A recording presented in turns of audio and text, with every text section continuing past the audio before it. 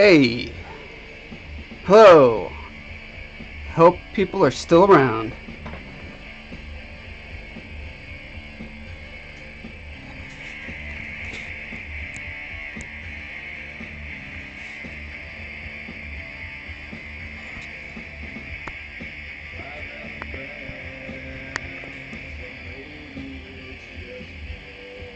That'll work. Howdy, howdy, howdy. My computer decided it was time for a Windows update. I have to restart the computer because it's old before every stream. And so I make sure to restart it at least half an hour before the stream. And apparently I need to change that rule to at least 50 minutes before the stream.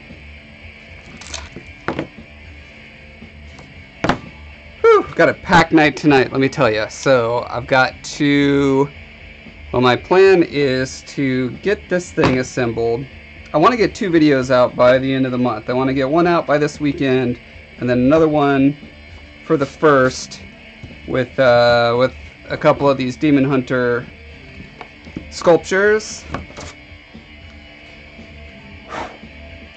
And so I need to actually shoot the video for the like me talking part of the video for the hot glue bugs. I'll show you guys how these turned out after I do some work on this guy.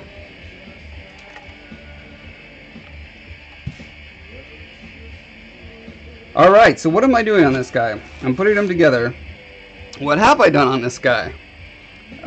Pretty much popped him out of the mold and cut off the flashing that was around the edge just very roughly, and I spray painted first say like a man, I spray painted first with some gold and then some silver and then some gray.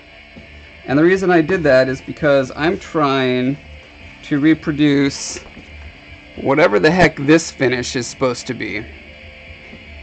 Now to me, this looks like a mixture of like old iron and old wood, which is a very strange look. I think it's because it's a mix of three different. So this album came out, it was their 3rd album, Demon Hunter's 3rd album. It was called the Triptych, and there were 3 different covers. But there was actually a 4th cover, which is this one, which was a merging of the other 3.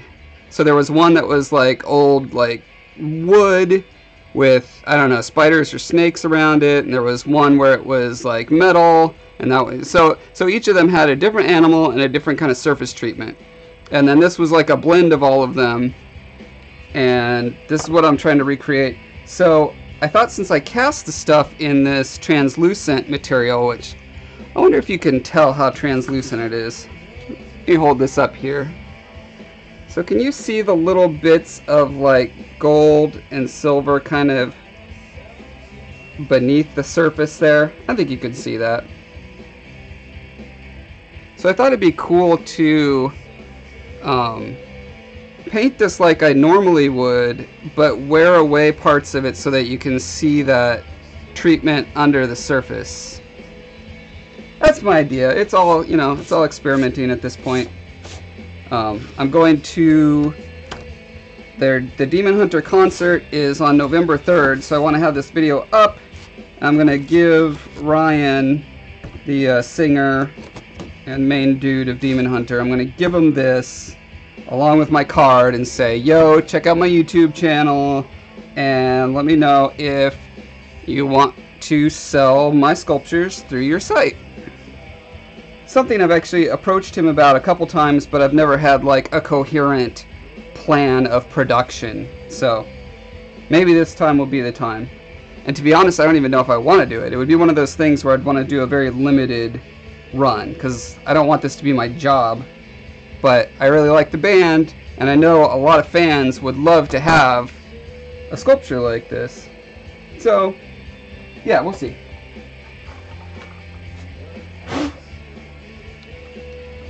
Now, there's a couple other kind of machining things I need to do. I need to drill out these nostril-y bits.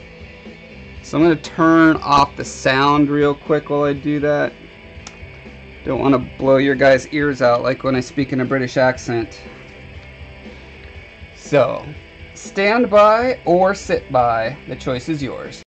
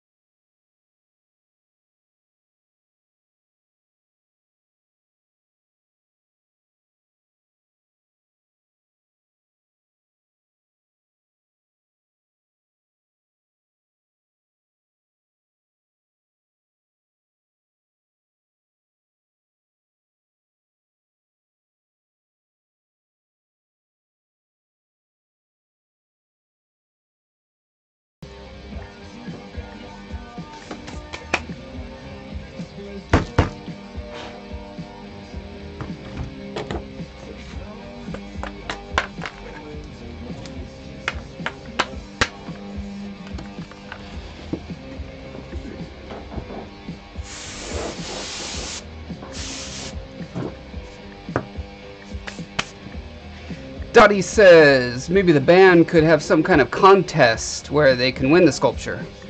Yeah, that'd be cool.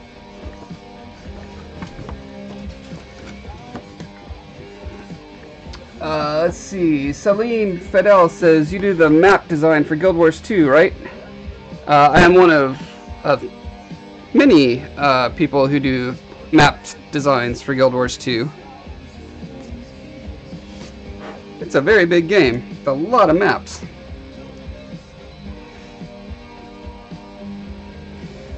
Ron Clark says, "What's up, Josh? Huge fan of your work. Very helpful." This is a mute stream because I'm not getting any sound. Right, because I was drilling. Ron Clark, why aren't you Ryan Clark, the singer for Demon Hunter, for which I'm making this sculpture? How convenient would that be? Or you could even be Don Clark, Ryan's brother, who founded Demon Hunter with him. He's not still in the band, but you know, he could talk to Ryan for me. Maybe your cousin.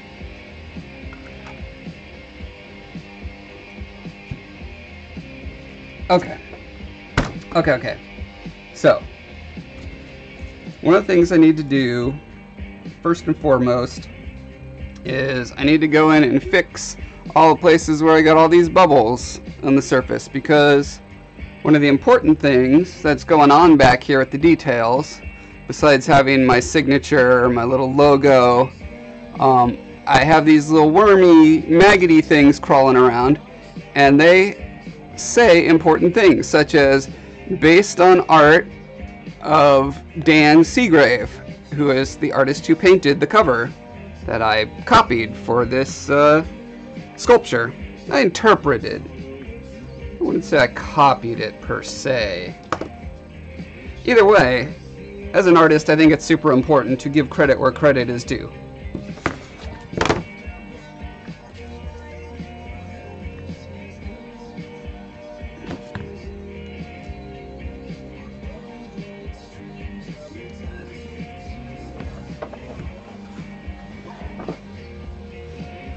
So I need to carve out all the little flaps of flashing that are around these bubbles.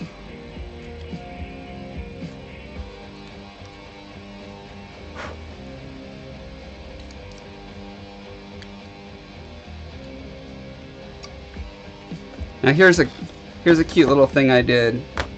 So to hang it on the wall, I made these two little niches for nails, and so I put on this little niche a worm that says another nail, and on this one it says you'll get, because one of their songs, there's a refrain that says for every foolish word that you spit, another nail you'll get. Isn't that just clever? Isn't that cute? It's so cute. I like being cute. I mean, I'm not good at it, but I like it. Selim says, well, you and the other guys do an amazing job on the maps. Thank you for all the time you put into it. You're welcome, Selim. It's been a pleasure. I really enjoy working at ArenaNet. I've been there 14 years on the 20th. When is that? So in 9 days, I will have been at ArenaNet for 14 years. So I worked on every Guild Wars game, every expansion, every, you know, I've had my dirty little fingers in pretty much everything they've done, and it's been really fun.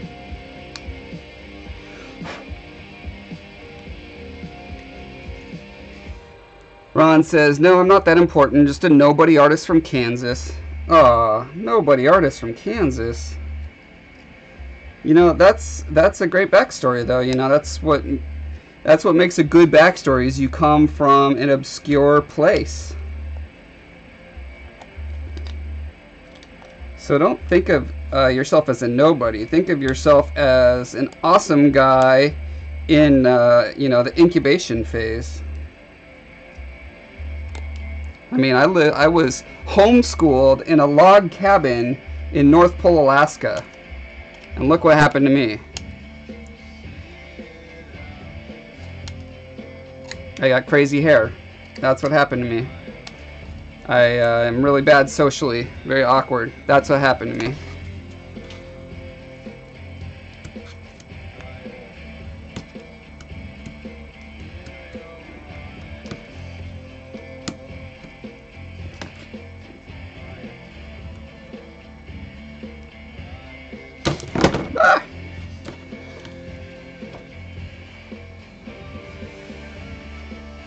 Artist Mary Alice says, no, Ron, you are an artist, therefore you are somebody. That's right.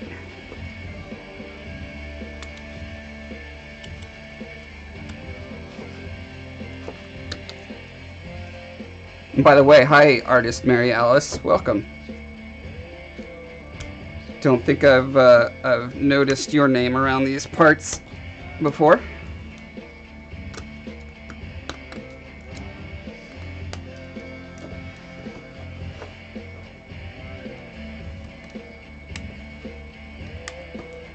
Let's see, I think to make the most efficient use of my time, what I need to do is start filling in little wormy bodies, and then carve, and then fill in worm bodies, and then carve, and then I can make the circuit like that.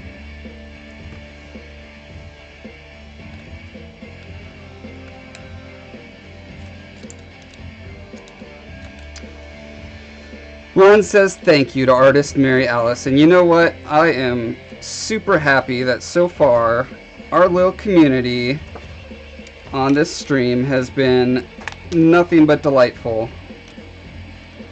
There was one guy that told an off-color joke once. I asked him nicely not to do that again, and he was like, okay. That's awesome. For the internet, that's awesome. You guys are great.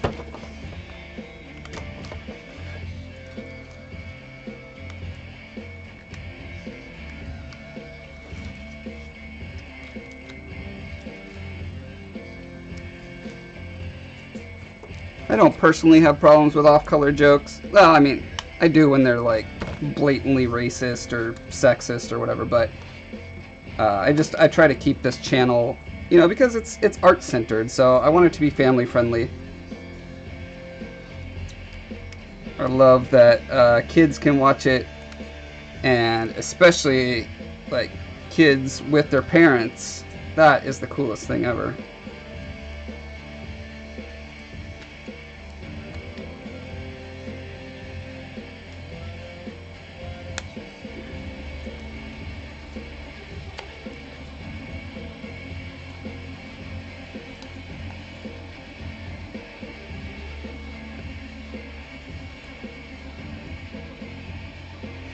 Drezatam. Don't think I've seen your name around before either. Welcome. Welcome, welcome.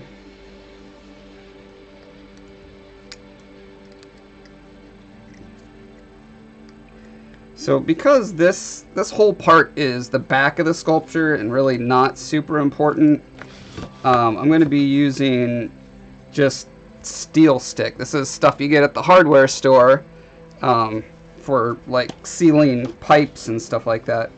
So it is not great for sculpting, but it is perfectly serviceable, and most importantly, it only has a 5-minute setup time, so I can do this stuff and like move to the other thing, and by the time I get back to it and I'm ready to paint, it's like set up. So perfect for this application.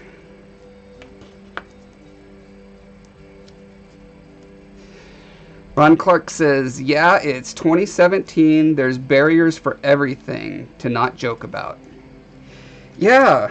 There are, you know, that's one of the effects of being attached to everyone in the world through a World Wide Web is you realize that almost anything you say, maybe literally anything you say, can be offensive to other people. And I don't know, I think there's pros and cons to that. Like, I don't think it's bad to be conscious of the fact that when you're saying things, there are like ramifications for other people's feelings. I think before the internet, we were so isolated in our own little cultural bubble. Well, most of us tend to be, unless we live like in a downtown urban area. We tend to be culturally isolated and just don't think it through and think, oh wow, using the N-word actually like can impact someone psychologically in a way that is serious and profound and has like historical connotations and, you know, all this kind of stuff. It's good that we can think about that now. Has it gone too far in many cases? Probably, but I don't think that that overall it's a huge loss for society.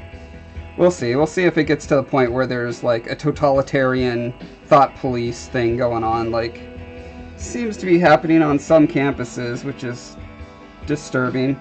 At the same time, I mean, I'm not going to tell people who have less privilege than me what they should and shouldn't be offended about. That's just not logically consistent. And that is my political rant for tonight. You're welcome.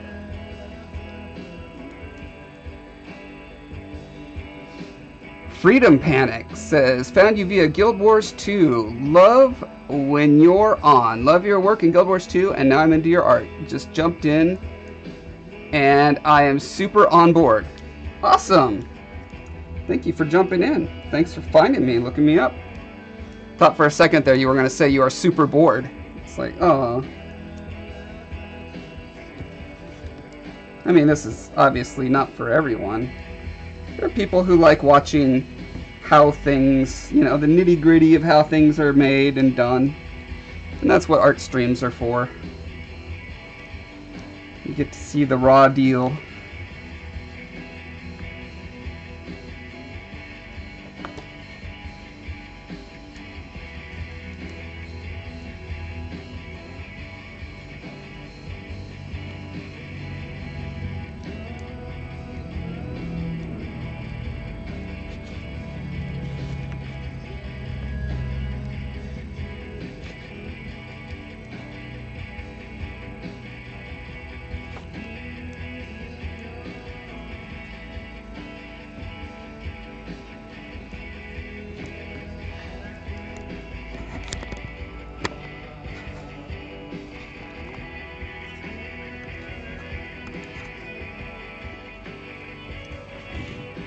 Oh, I can get some more light here. One second.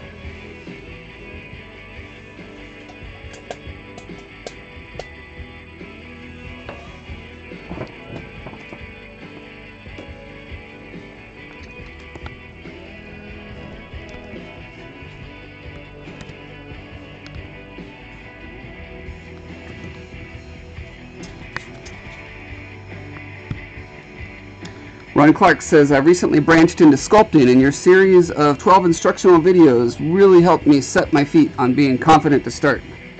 Excellent. That is exactly what they were designed for, so I'm glad to hear it. I am using water to smooth this stuff out so it doesn't stick to my gloves while I'm using it.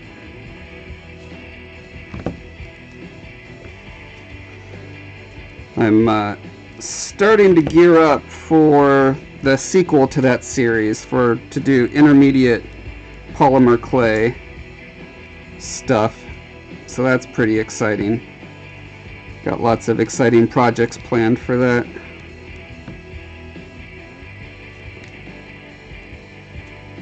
Someone asked for a tutorial on how to do teeth, like if your character has an open mouth, you know, is smiling or yelling or whatever.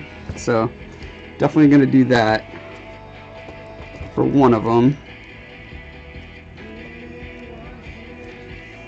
Dottie said, did you ever decide on the names for your gnomes for your board game? What I did was I wrote them all down on my design document, and next time I sit down and really think about it, I will choose those names.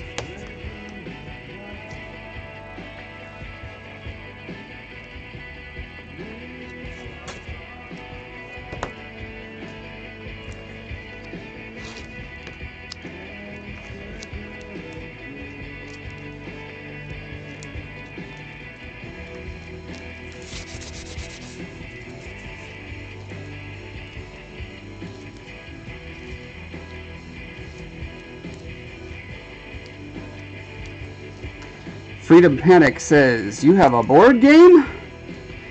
I'm working on one. I'm actually working on two of them.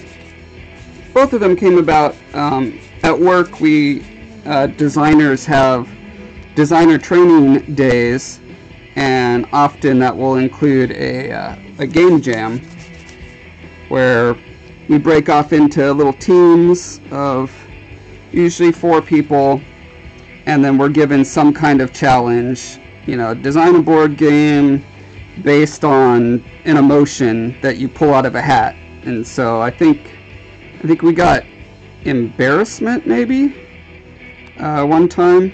That's not what this game is. The challenge that this game came from, I believe it was just, you're given, you know, we had like 4 hours, design a 4-player board game with whatever's at your table. And so each table had different things, and we had a pack of playing cards and a ton of meeple, you know, just the little generic playing figures. And came up with basically an idea of like gnomes who are digging through a mountain trying to collect gems before your opponents. And there's a gravity mechanic where if there's too much weight of rock above you, you know, we flip the cards over, and that would determine whether it's gems or just like ore, like rock. And if you have too much rock above you, 10 or more of rock, then that shaft collapses and kills your gnome and any other gnomes in there. Now, it doesn't kill them, sends them to the company hospital. And then the person who caused the cave-in, if they wounded the other team's gnomes, they get those gnomes as points. But primarily, you're going after the gems. So anyway, yeah, I've been working on developing that further. I've 3D printed a bunch of gnomes, and I'll show them a little later in the stream if you remind me. 3D printed a bunch of those, and I've been working on making the board nice and pretty. It's one of those things where I can't, you know, develop it commercially because, you know, it'd just be weird legally since it was designed by, you know, at ArenaNet with other people. I took it in lots of brand new directions, and I feel like the design is mostly mine at this point, but I don't, what's the point? Like, no one's going to get rich off of a board game idea. So the idea, my idea, is I'm going to do a tutorial about designing and building your own board game, and then I'll go ahead and just give away like the instructions and the printouts to kind of recreate your own version of it if you want to play it. It's quite fun. But that's the reason I kept developing it. I thought, wow, this game actually has a lot of promise. A lot of Game Jam games are just kind of duds because obviously they're developed super fast with all sorts of odd constraints, but yeah, this was one of them that was just like, wow, this is legitimately fun to play.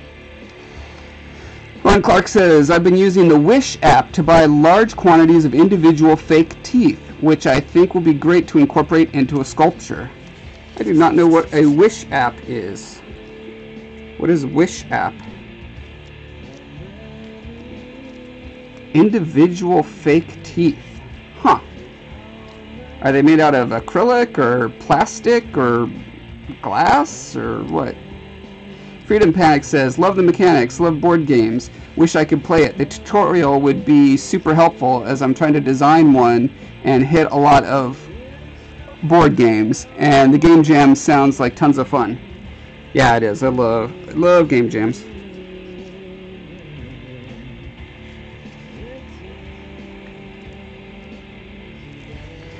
The last one we had, our particular team, it just turned out terrible. We started by the guy leading the jam just had everyone yell out their favorite computer games, video games, and so he wrote them all on the board, and then like we got assigned, okay, you like these video games, make a board game out of it. But it can't recreate the video game. It just has to, you know, feel like it. It has to have similar themes, and it has to have mechanics that evoke the core of what makes that video game cool. And so a lot of video games, you can do that in kind of interesting board game ways. Man, we floundered and floundered on ours. We got Metal Slug 3? I don't know, one of the Metal Slugs. I mean, they're all the same, doesn't matter. But, yeah, not, you know, trying to make something, a side-scrolling bullet hell board game, that I'm sure we could have come up with a solution if given enough time, but yeah, within 3 or 4 hours our team failed at that.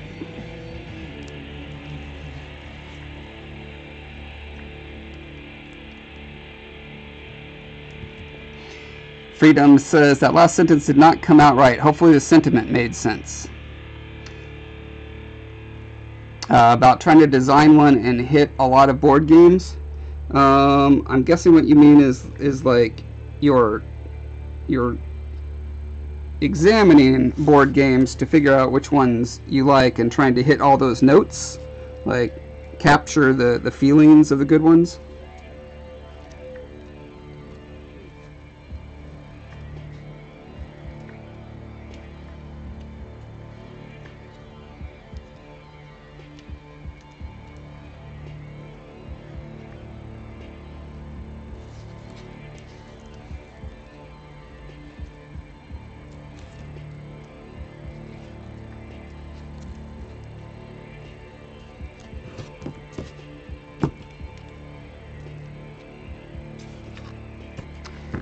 Ron Clark says, to being from overseas, I think the teeth are acrylic. So Wish is an app that you can order things from overseas? Is that right?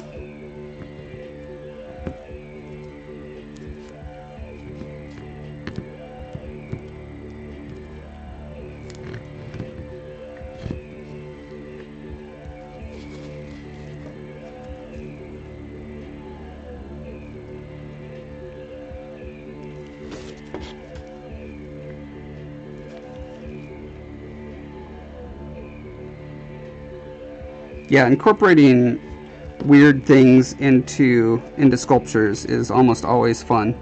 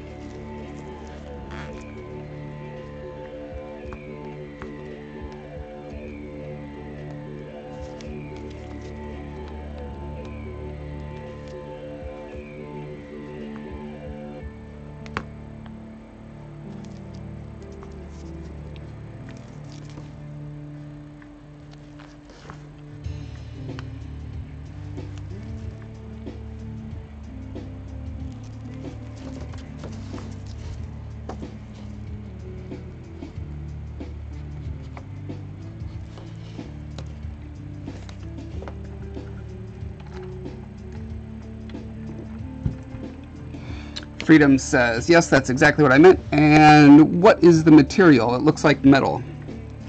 So this is a resin, like a clear 2-part resin that I poured into the mold. And then I spray painted the back of it with a little bit of silver and gold. That's why you can kind of see that color coming through it. And then, yeah, and then it's painted. And then on top of the silver and gold I did gray just so I could mesh this stuff into it, and this is the steel stick epoxy putty. Ron Clark says, Wish is an app where you can buy items for way lower cost than in America. Downside is you have to wait 2 weeks for shipping due to being overseas. Oh, okay. I'll have to check that out. I've got some clothes directly from China before, and it took like 6 weeks to arrive, but the jeans were like, I don't know, $15 or something. Not the highest quality stuff, but I have a hang-up where I can't buy clothes that cost more than like $30. It doesn't matter like how much money I have, I just can't get over that. Although I've been camera shopping these past couple days, looking for a camera that can both like do my professional, the big YouTube tutorials and get really nice, clear,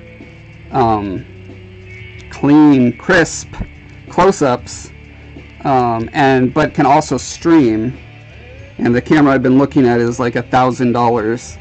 And I'm just kind of gritting my teeth and being like, is this real? I don't know. See, I've got a Patreon, which has been awesome for giving me that motivation to just keep doing this kind of stuff and justify some of the expenses. But like, I bought these 2 webcams specifically to fix these problems, and it turns out they're just not good for my particular application. They're apparently great for people who just do regular vlogging and stuff where they're sitting in one spot and the camera's pointed at them. But for me, where I need to like keep showing stuff up close, although look how great that's working now, but on a lot of things, like I was trying to show this spider the other day, yeah, and it's just like can't figure out how to focus on that. So anyway, been looking at kind of mid-level cameras, prosumer I think they're called. They're not quite professional, but they're much closer to professional than standard stuff, cheaper stuff.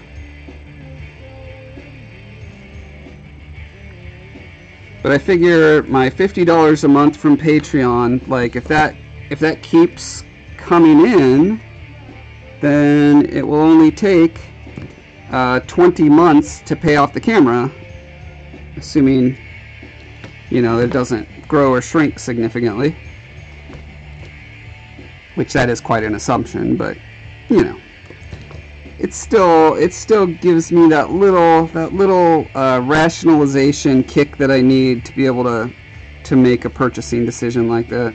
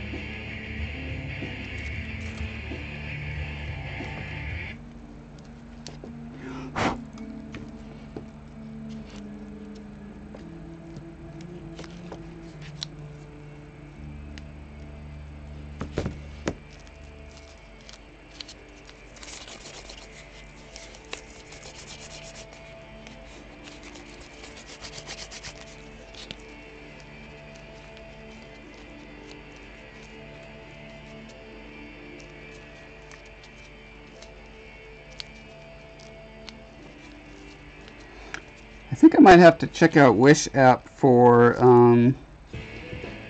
LED lights, because I'm going to be ordering a huge ton of them for these Tetris shelves I'm doing for a background for my video game series I'm going to be filming soonish.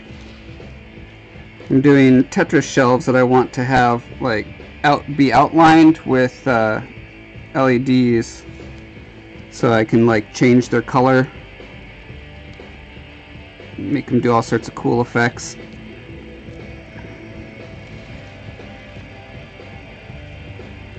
I have a massive library of reference books. It takes up a wall that's about 15-20 feet long, and all the bookshelves I have are just hand-me-downs from various places, mostly places that I've worked that are, you know, getting rid of old bookshelves, and so they're all just falling apart, dilapidated.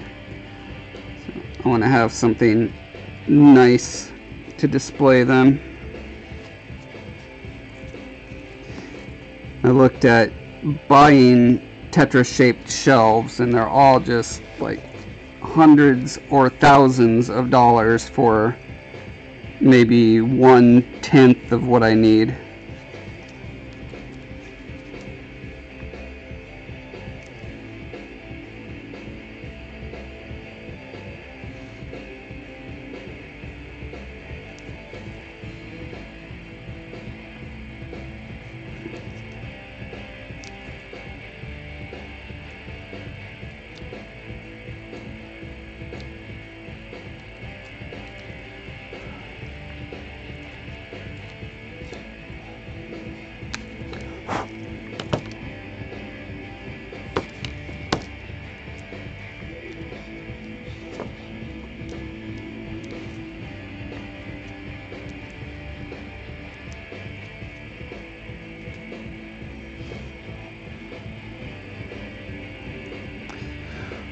Ron Clark says, just make sure you choose the right selection of diode.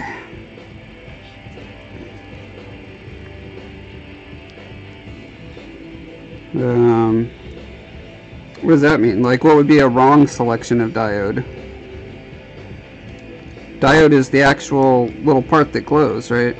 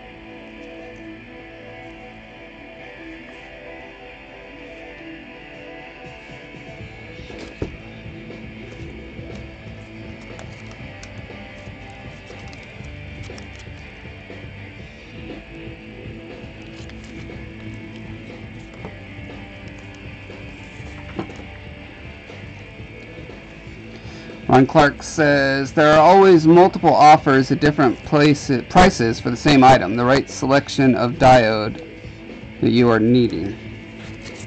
Yeah, actually, I've been looking at a bunch of them. Like, most of the LEDs out there don't have the features that I need. I need it to plug into a wall. I need it to, like...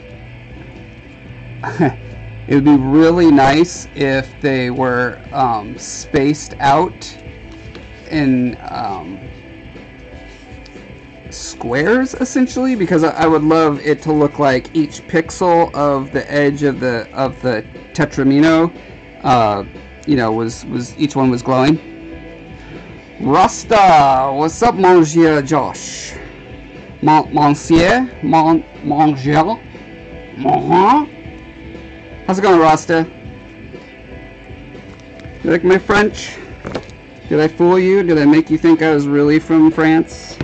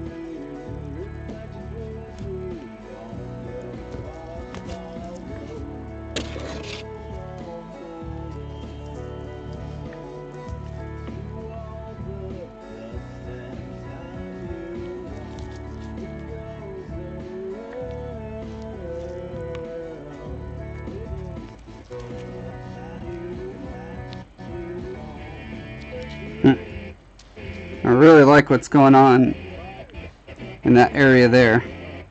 Not so much what's going on with my CD player, but I kind of, I don't want to ruin it with this black blob. I'm not really sure how to fix it, so I think I'll just kind of lay this back a bit, and then I can maybe put a little silver paint and then some resin over that. I don't know, I'm still not sure how painted this surface is going to get yet, because I don't want to cover up all the really cool translucency that's going on.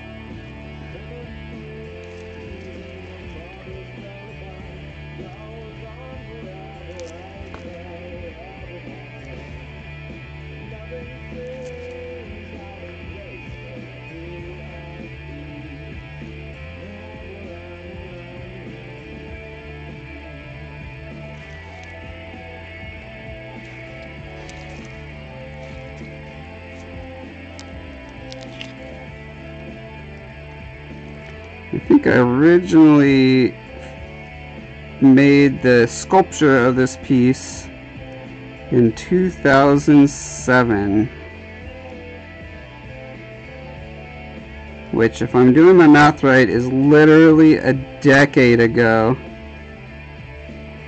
That's amazing.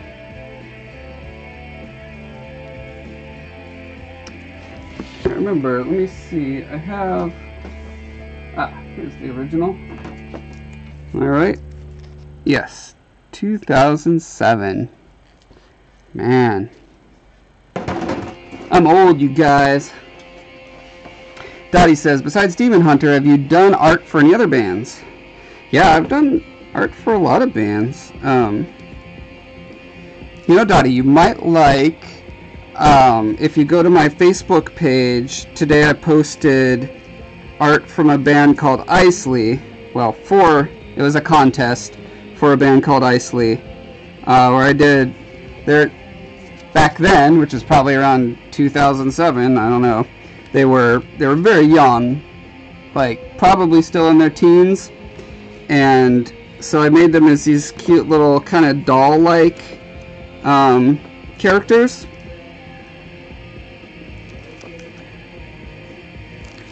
I've done a piece for the band Virgin Black, which is my favorite band of all time. Anyone else? I mean, various like indie bands that you never would have heard of. Amy, hello! I was hoping you'd show up so I could personally thank you for commenting on breathoflifeart.com.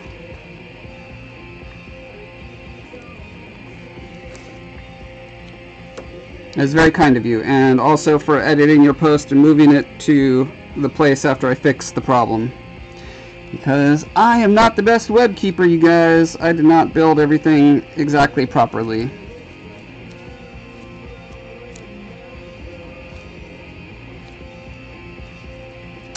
Rasta says, my pronunciation of mon Jean wasn't that bad, to be honest. Wow.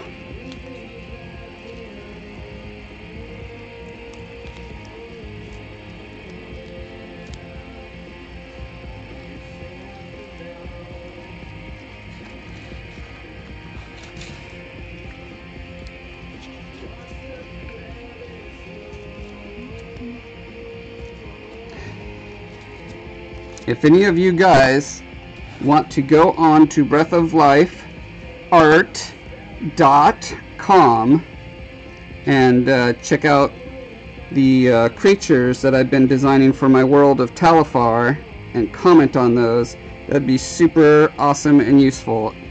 And if you want to see the best way to comment, check out Amy's feedback on the ancient ones. So good. So many just like pertinent things to think about. She is a smart cookie, that one.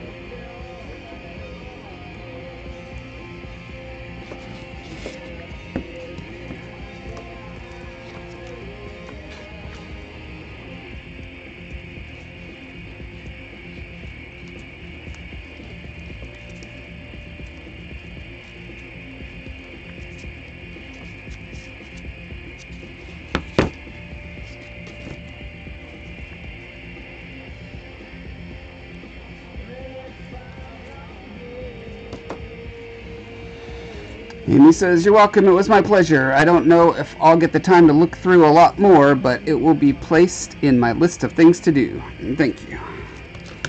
Awesome. Yeah, don't, don't skimp on your homework to do it, but it is super helpful. It's not even a matter of it's just helpful, it's motivating. Like, anyone who's putting art out in the world and gets feedback on it, that's... Well, okay, I shouldn't say anyone. Some people actually hate getting feedback on their work. I love it because I know that I'm not super great, and so I've learned over the years that the more collaboration I do with people, the better my work becomes. And that's what I care most about, is making the coolest thing that I am capable of. And part of I is networking with other people and collaborating. So thanks, Internet.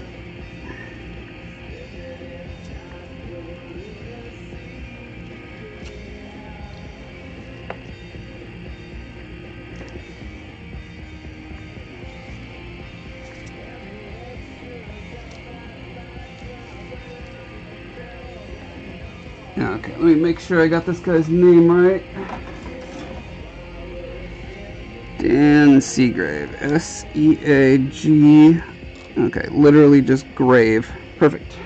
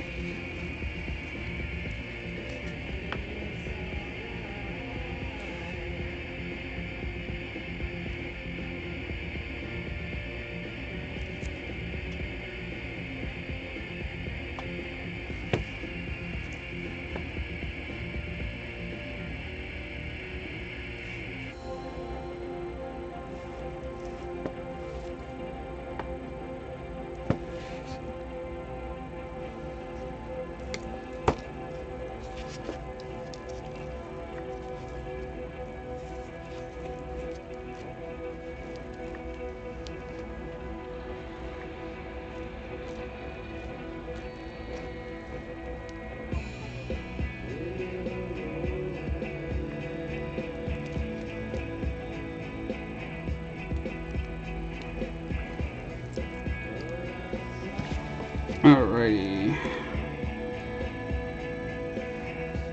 I think I can safely assemble this guy now without squashing or breaking anything.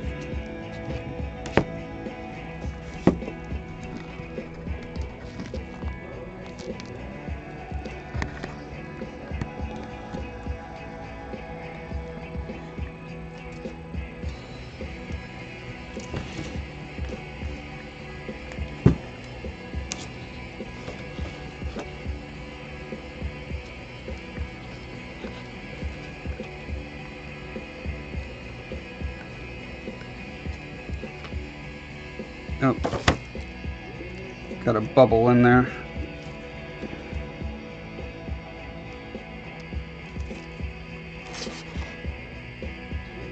Well, that shouldn't be a problem.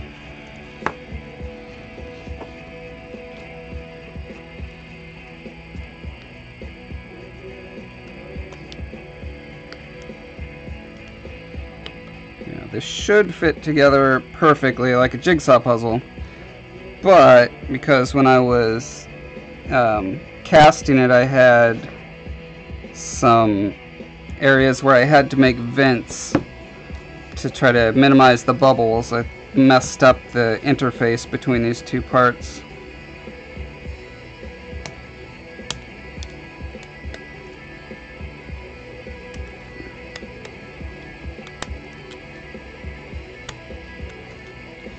See if I can avoid giving you guys a live demo of me slicing my finger off.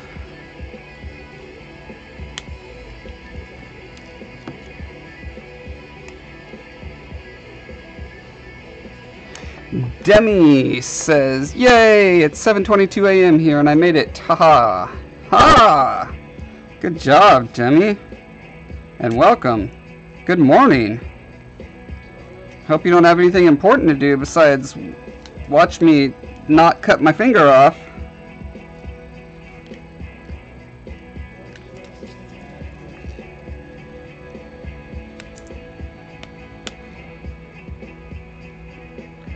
Where do you live, Demi? That it's 7:22 a.m. I'm gonna guess, let's see, so it's literally almost 12, so it's got to be pretty much the other side of the world, so I'm gonna guess Australia.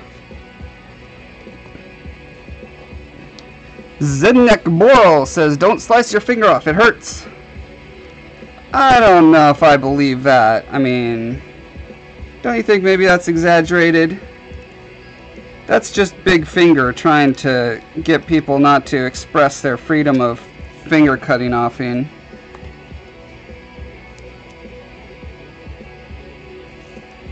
Okay. Let's go.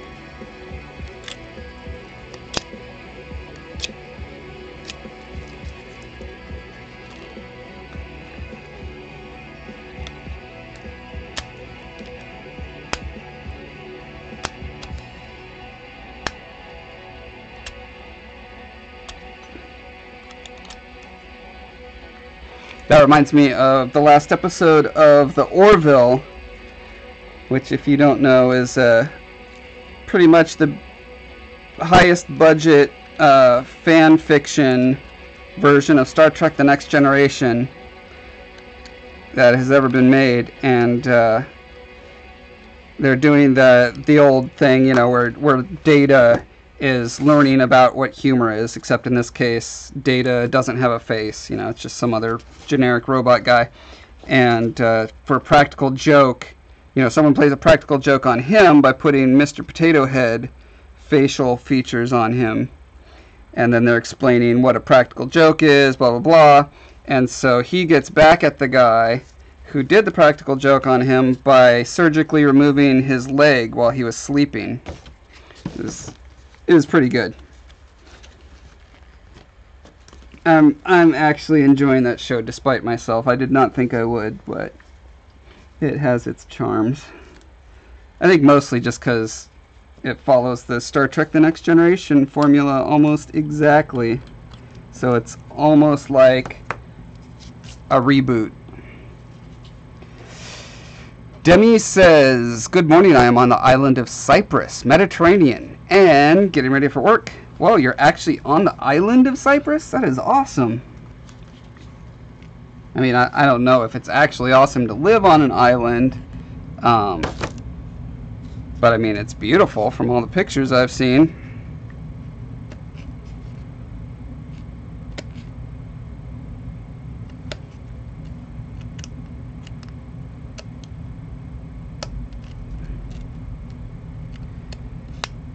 So if you live on Cyprus, do you also work on Cyprus? Or do you take a ferry or something to the mainland? Inquiring minds want to know. Or do you work in the tourist industry?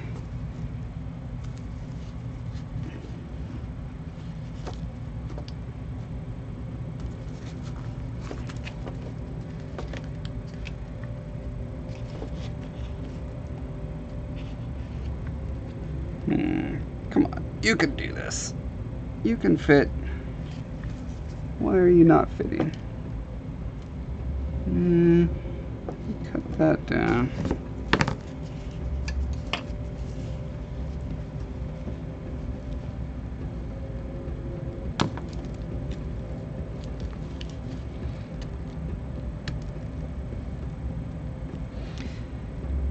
I learned a really disturbing fact a while ago about that region of the world, which is that the city of Rome is actually further north than New York City. And that blew my mind for some reason.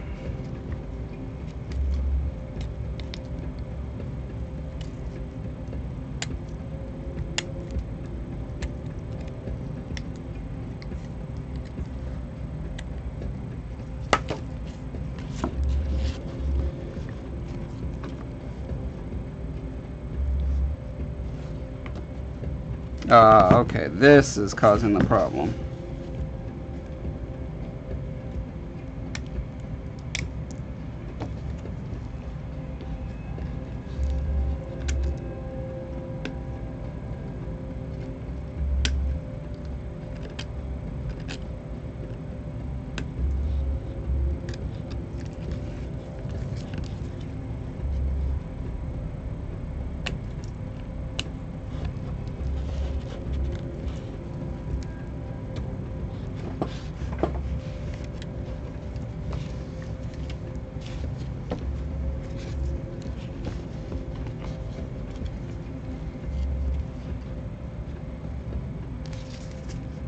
Alright, that's better. Still not perfect.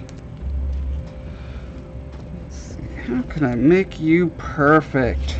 All I ask is perfection. Is that so much to ask?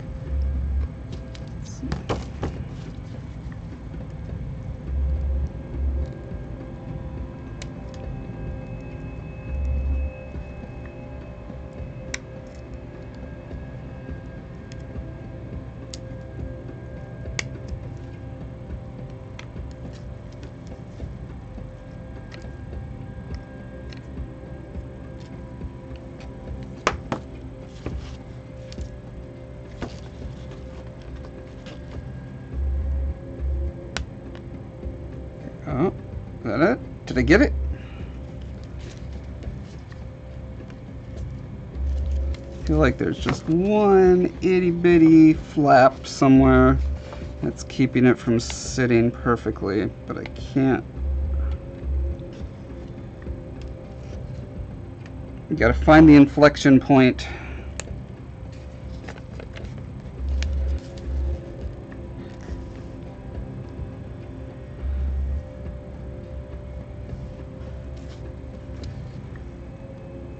Okay, I think by the time I get the clay in there, that'll work fine. Demi says, haha, no ferry. I work on the island. We got about 1 million in population. Winter is coming, so tourist season is up. I'm a graphic designer. Wow, graphic designer living on Cyprus. That's awesome.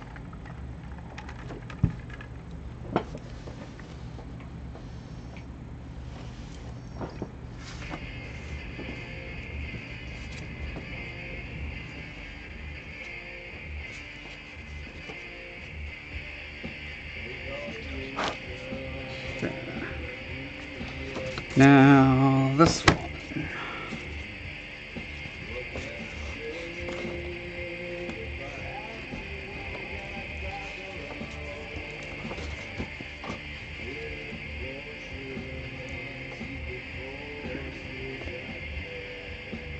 Okay, so this, see, this one actually has a little nubbin that is supposed to fit into a little hole there. But this hole got filled in with the bubble. So I either have to cut off the nubbin or drill in the hole. I'm going to cut off the nubbin. That is the path of least resistance.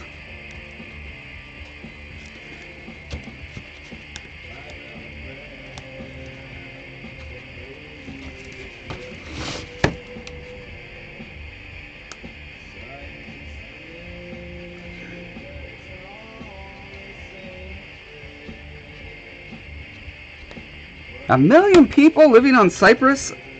That's amazing. Maybe I'm getting it mixed up. Cyprus. So there's like Cyprus, and then Crete is like east of that, right? And then Lesbos is like northeast. I can't even remember anymore.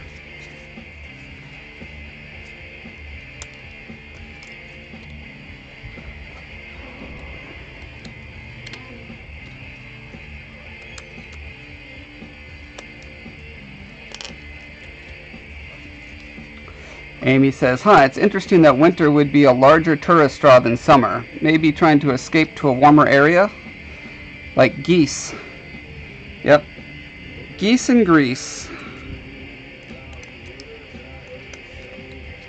I think it's hilarious that the countries of Greece and Turkey and Hungary are all right next to each other. Because I am often hungry for greasy turkey.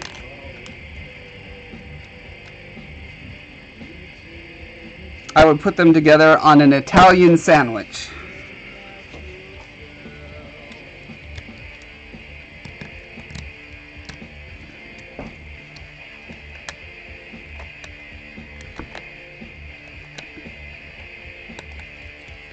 I'm taking the time to carve these nostril holes out better before I stick everything together, because it's going to be more awkward if I put them together and then try to do all this little detail.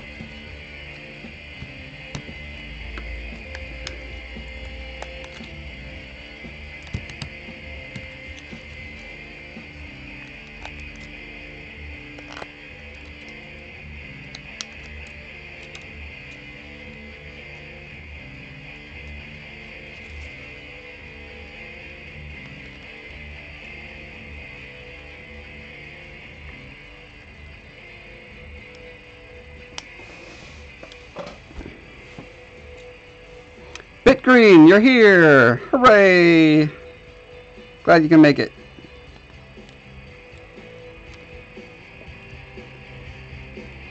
Demi says, when I said tourist season is up, I meant over. Yeah, it's a little ambiguous, isn't it? If you say your time is up, that means it's over. But then you could also say your order is up, which means your order is ready.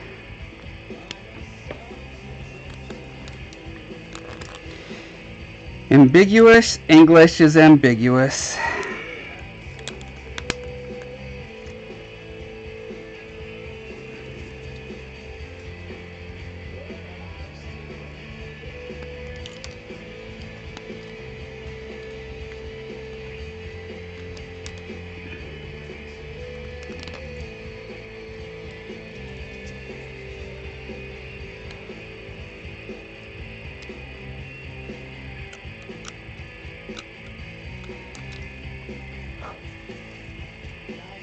Really looking forward to going to the Demon Hunter concert. Let me tell you, I have not been to a concert in many years now.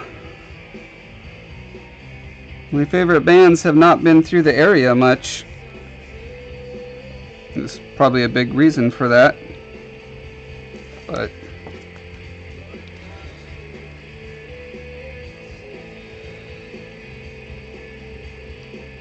actually, I went to a show that was at a like a really big venue where there were seats and like theater seating and everything, and it was so boring. I don't understand going to concerts where you just sit and listen. Like, I need to be up at the front of the stage, like banging my head, jumping up and down, crowd surfing if permissible. Like, if I don't leave with a boot print in my forehead, it hasn't been a good show.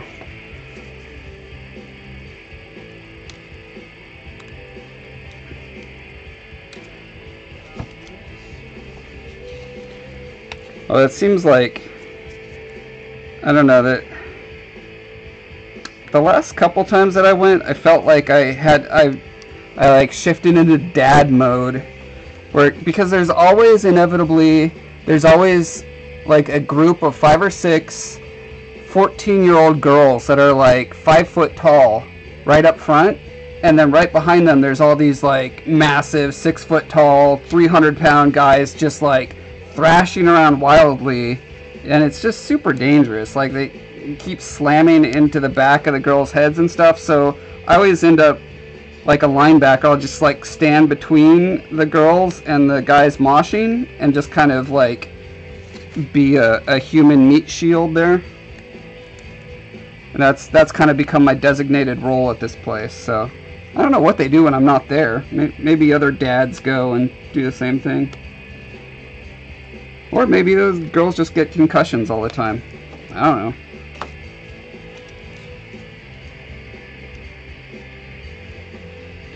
Denise says, we do speak Greek, just a bit of different dialect.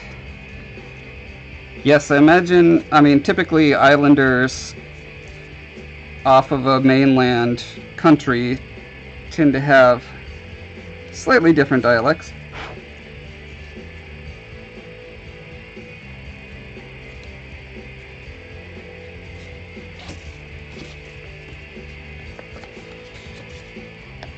I have a college course on CD that I've listened to several times over the years that I really enjoy, by Professor John McWhorter, about language and how it evolves, how it changes, why it changes, and that kind of stuff.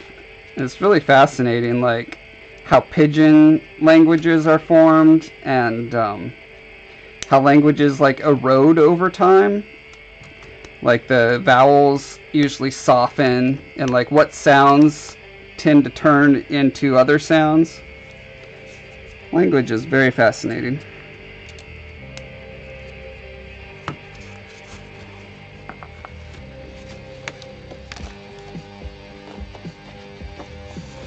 Like the word dialect means very different things to different people. Like the government of China says they don't have different languages in China, that only different dialects, but like they are pretty much, you cannot only know one language and understand the other ones. But it's very important politically and socially for them to say that they're just dialects. At least this is what I've been told.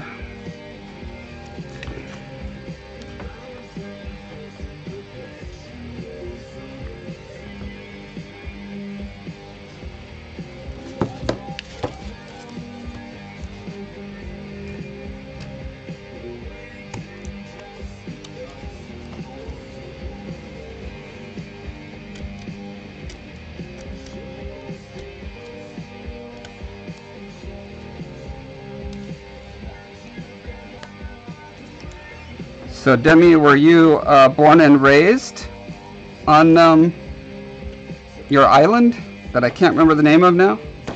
It's not Crete, it's the other, it's the bigger one.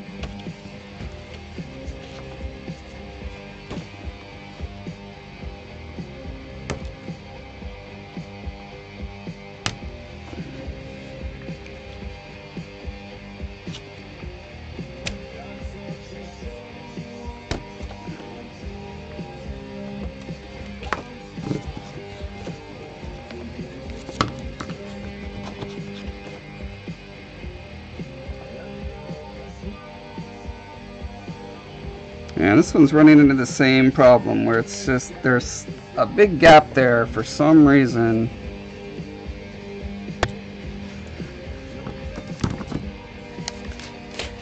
Demi says, born and raised in South Africa, actually. So you speak English from South Africa, and then you learned a dialect of Greek when you went to the island, huh? Cyprus. Is Cyprus not technically a state of Greece, like a part of Greece? Is it its own state?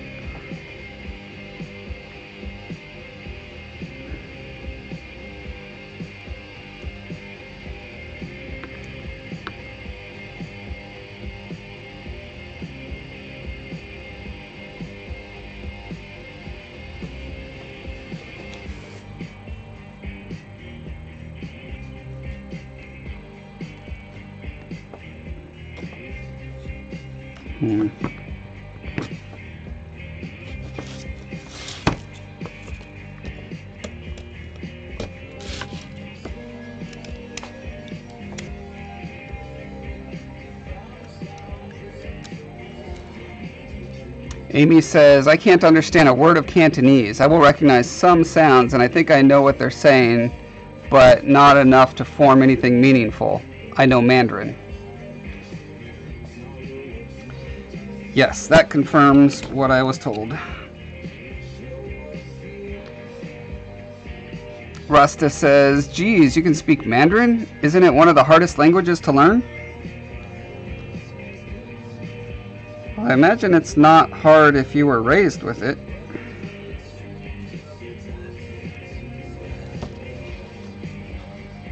But certainly for English speakers, it's one of the hardest because the tones are so important, and English has almost no words that are tone dependent. So our brains just aren't like conditioned to pick up on tones and reproduce them well.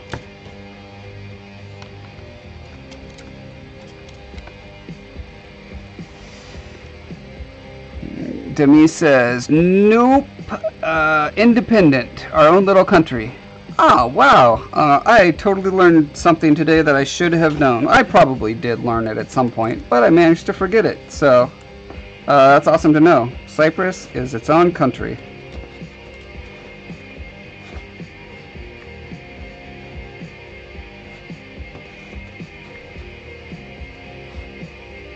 Amy says, I grew up surrounded by it. My family is Chinese. Yeah, that's the best way to learn. I wish I was bilingual, multilingual, so bad, but yet not bad enough to actually put in the effort to learn another language. I feel like that's a huge intellectual deficiency to only speak one language.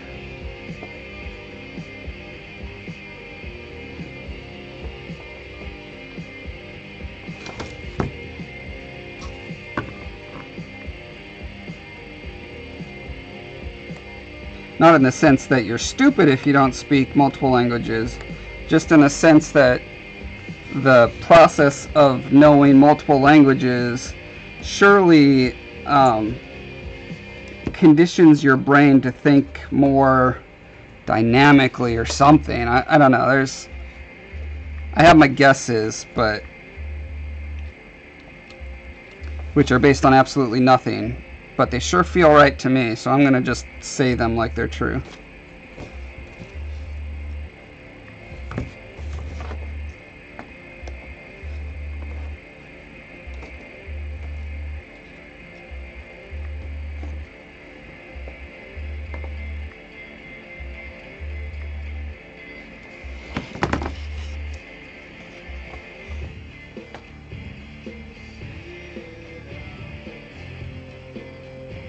Demi says, with plenty of political issues.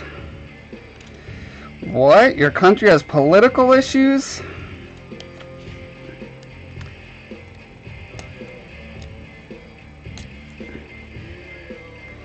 If someone finds a country without political issues, let me know so I can move there. That would be worth learning a language for. Amy says, my Chinese is getting pretty rusty though. I know enough for basic conversation. Probably.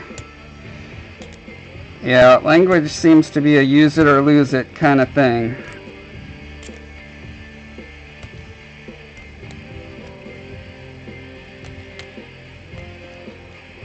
I would highly encourage you to find ways to use it though, because that is a very valuable gift that you have, and letting it slip away through negligence would be a real shame.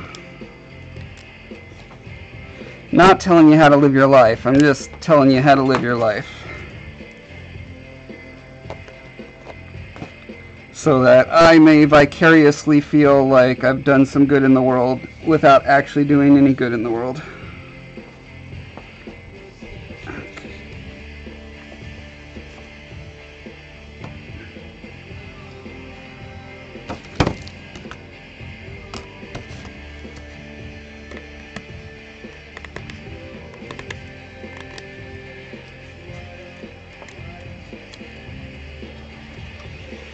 Boral says Switzerland.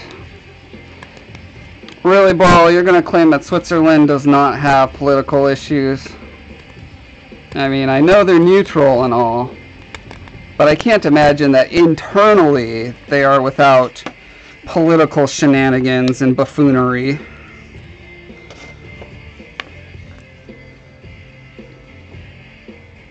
But hey, I'll keep an open mind.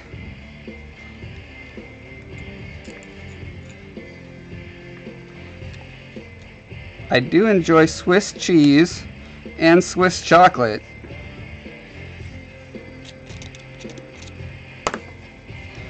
I've never engaged in Swiss banking, however, so can't comment on that.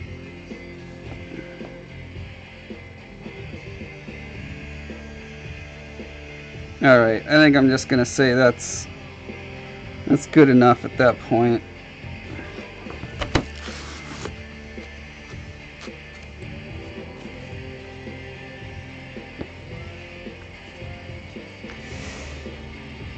Amy says, I'll bet if you ask someone who lives in Switzerland, they would disagree. Yeah, that's what I'm betting. Demi says, my family is Greek, Cypriot. So yeah, English and Greek, and I understand Afrikaans. I want to learn Chinese. Darn, that's complicated. Yep. Is Afrikaans a dialect of English, or is it like officially its own separate language?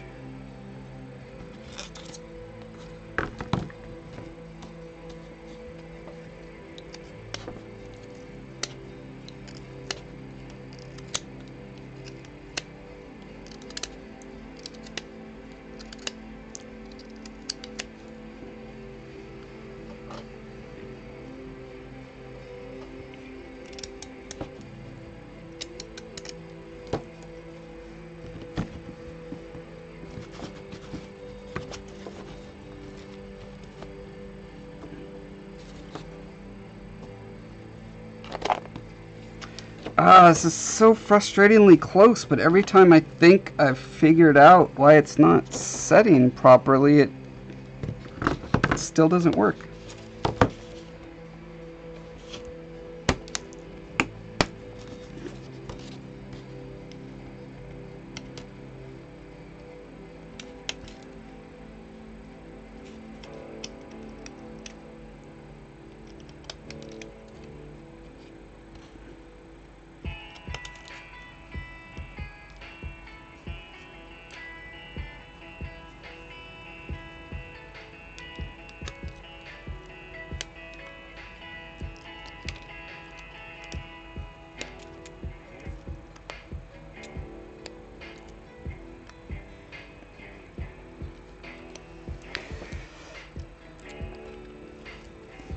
Rasta says, I didn't even know Afrikaners had their own language.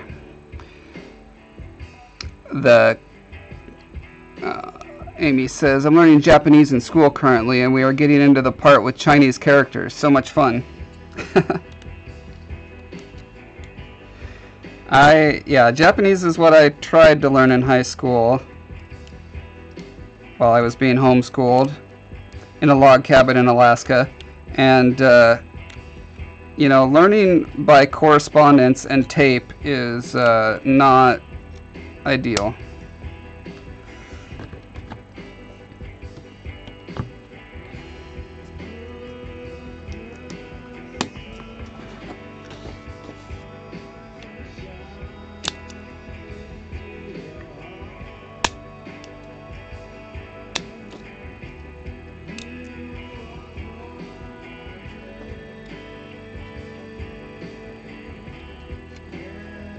Can you guess why I wanted to learn Japanese? I have something hilarious I should show you guys. Hold on. Let me dig this up real quick.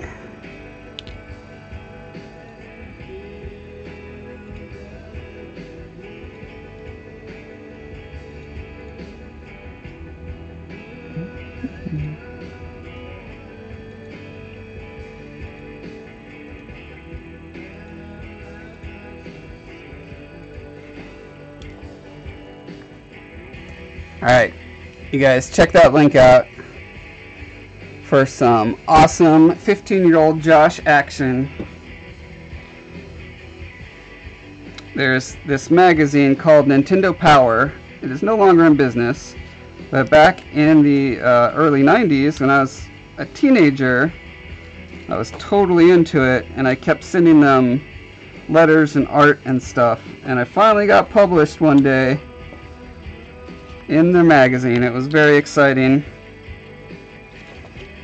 And then that link that I sent you has a scan of the magazine where I was in, but then it also has a guy making fun of me for being such a dork, because that's what the internet's for.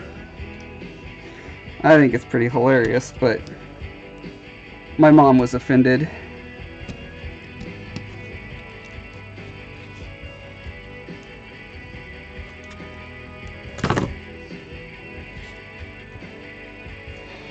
Demi says Afrikaans kind of derives from Dutch, but yes, it's its own separate language. Oh, okay, right. So Dutch came in and colonized, and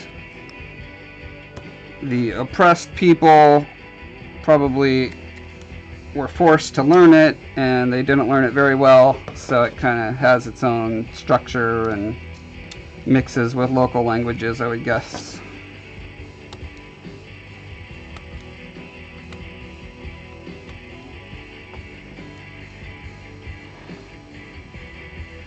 Rasta says, I started learning Japanese a few years ago but gave up. I'll give it another try soon though. Boral says, I should probably ask our waiter if he speaks Afrikaans. He also grew up in SA. Oh, wow.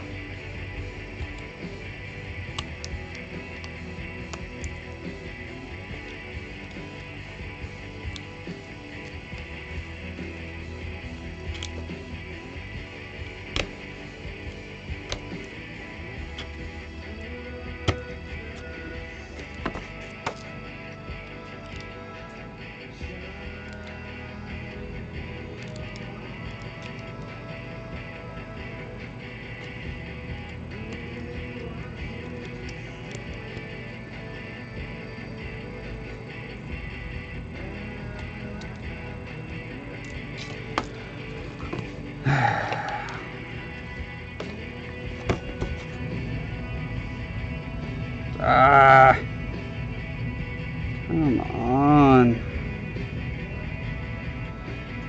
I wonder if I actually hit this with a heat gun for a little bit, if it would soften it and let it swoosh together. I'm going to try that. Now is a good night for experimenting. The worst thing that happens is it releases poisonous fumes and I die live on camera. And then I'll get all the ratings.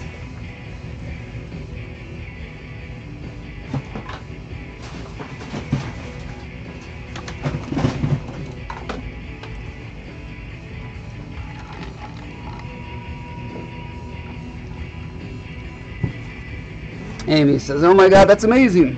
I assume you're talking about my awesome 15-year-old self. Rasta says, awesome, I used to do the same thing as a kid, except the magazine was called Player One, a French video game magazine. Cool. Rasta says, are you still into old school video games? Oh, absolutely. If you ever played Guild Wars 2, there's a April content called Super Adventure Box, and that's pretty much my love letter to old school gaming. I recently got a Raspberry Pi that's got like all the games from that era on it. It's really cool. Demi says, hey Josh, will this broadcast end soon? Don't go yet. Making my way to work and I'll be back. Or you want me to keep filming all the way through your work? I mean, I know people in I assume people in Cyprus have shorter working days than in the US, but still, that's a lot to ask. I don't think I can keep going for, 7 hours or something. So I know with regular white resin, heating it up makes it soft and pliable. But I don't know with this clear stuff if it'll do the same thing. We'll find out.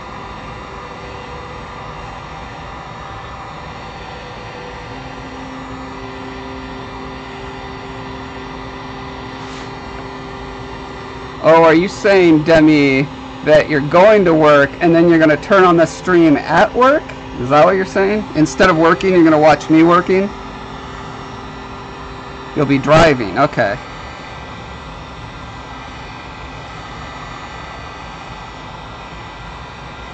They let cars on Cyprus? I thought you rode white unicorns all over, or flew on Pegasi. That's what I would do if I lived on Cyprus. I would ride the Pegasi.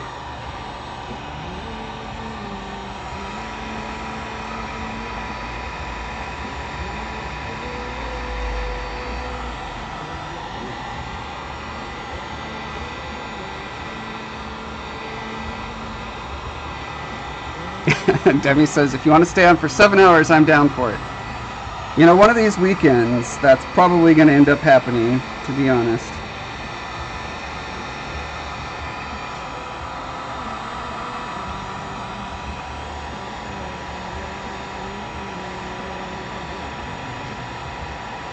Oh yeah, look at this. Alright. Can you see how it's flexible now? Oop. Oh. Apparently it also gets shattery. Okay.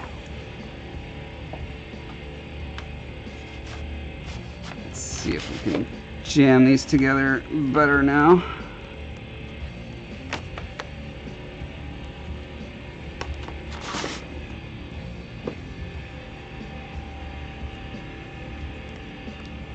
Yeah, look at that. That'll work like a charm. Assuming it stays together after it cools, that will be a very helpful thing to know.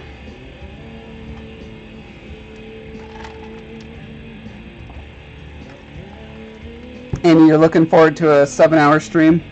An epic?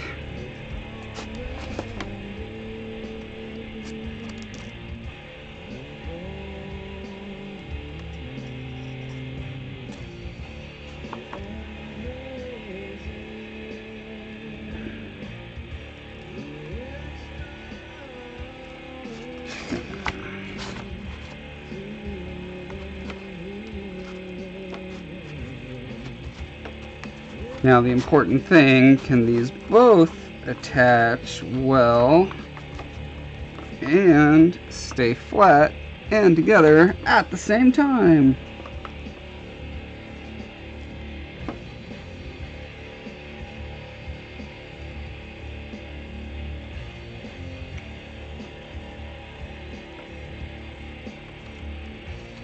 Actually, knowing that I can kind of flex this by heating it, I guess it being flat all the way up and down isn't that super duper important as I thought it was.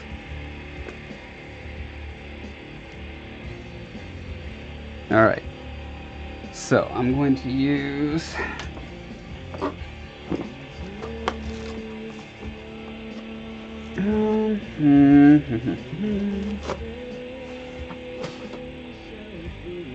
I should have got more of this 5-minute stuff. I don't know why I didn't.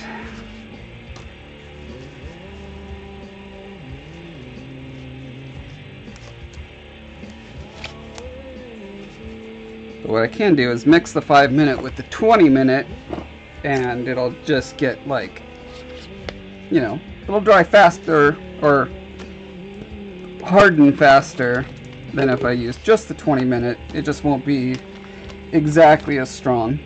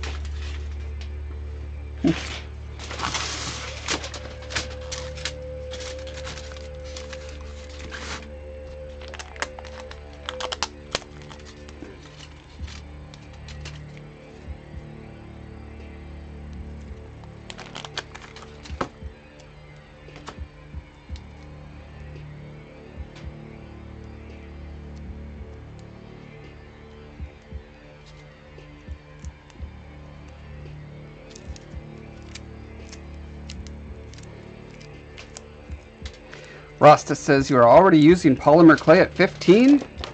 You're an OG. Lol. Yeah, no, I was actually using it at age probably 10 or 11, I think.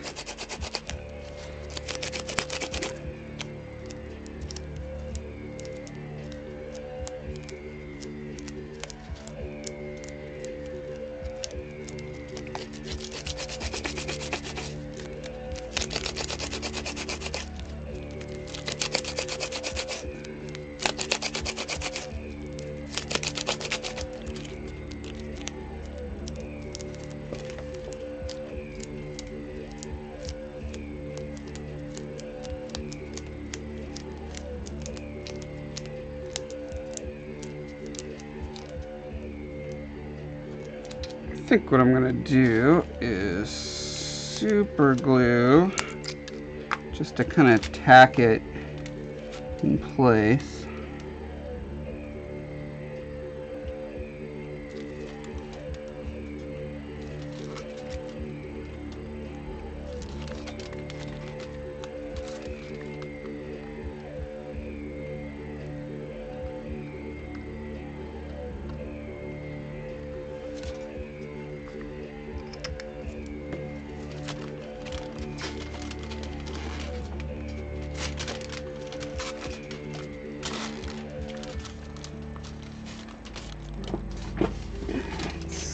Here.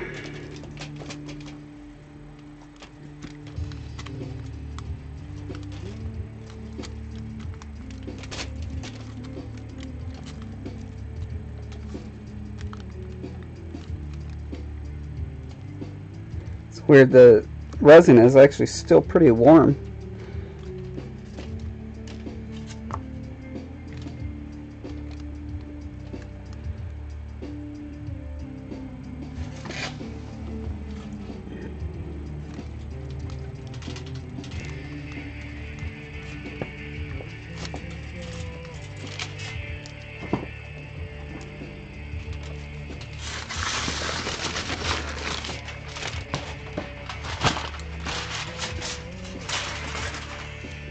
Yeah, well, that didn't work. Oh well. I should have done the super glue, then mixed the stuff.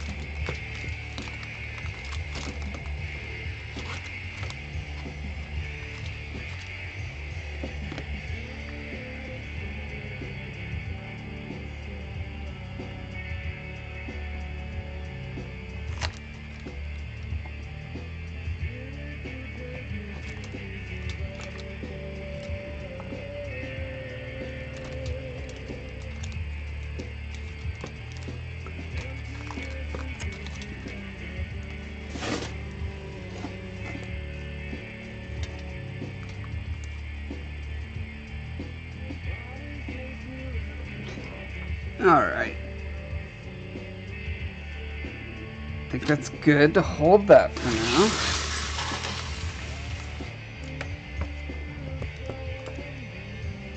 Alright, so while that's setting up for about 10 minutes, I am going to do the final paint job on the bugs so I can finish this video tonight, hopefully.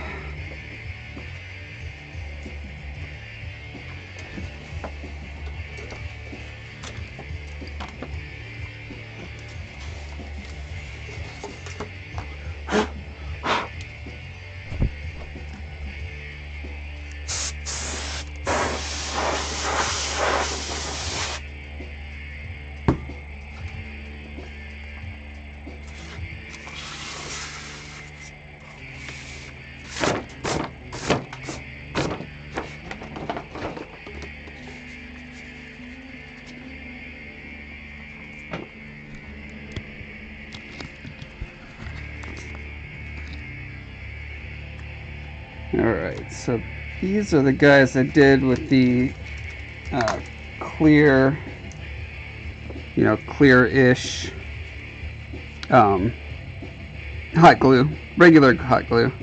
And then I just put a,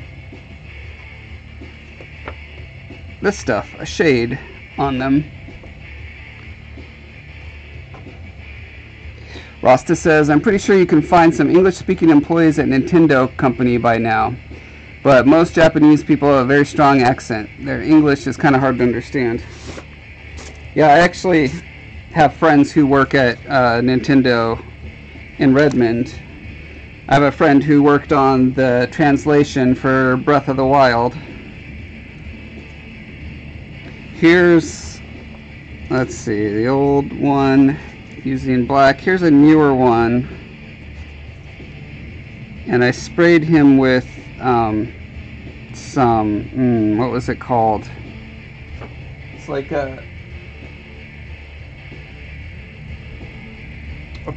a plastic dip stuff, so it's supposed to be flexible and rubber finish. Can you see how awesome these hairy legs are? Look at that.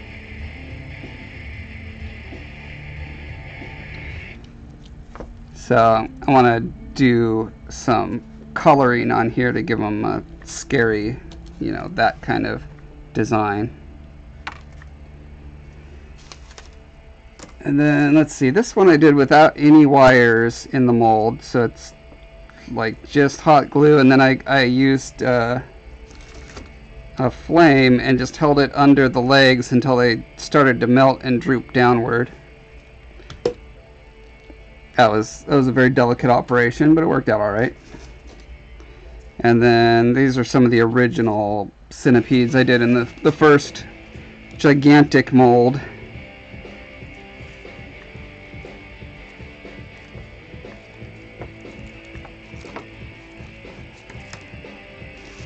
And this is the last one I did in the gigantic mold, but with the clearer stuff. You can see the wire in there that makes them flexible.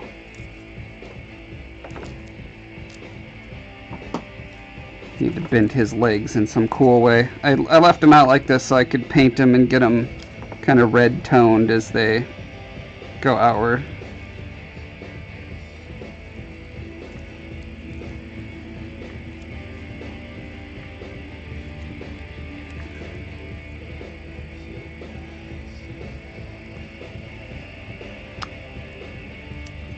Demi's back and says it's critter time. Yes. Crazy hot glue critters.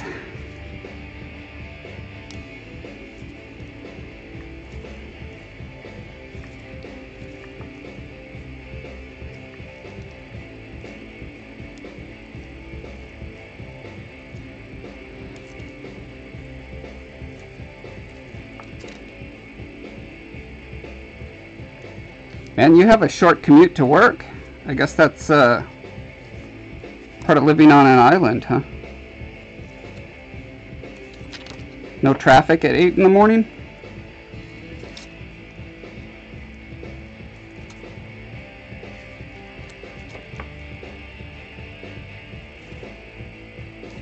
In my area, it takes about an hour to go 20 miles.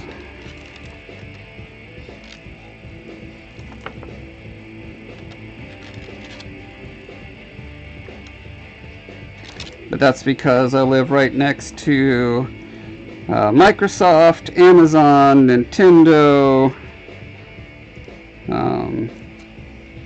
There's a bunch of Facebook, Google. There's a ton of big companies up here now. Boeing.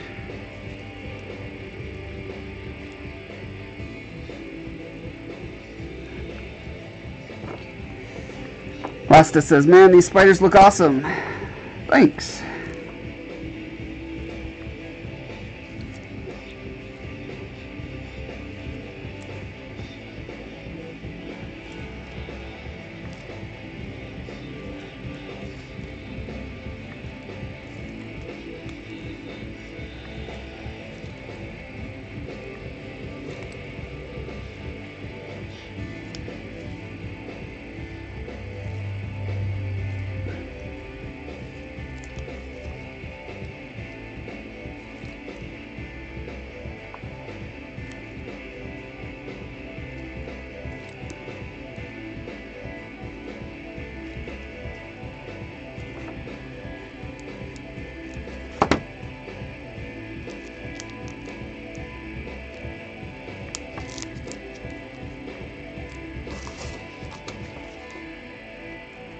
So many little bugs. Okay.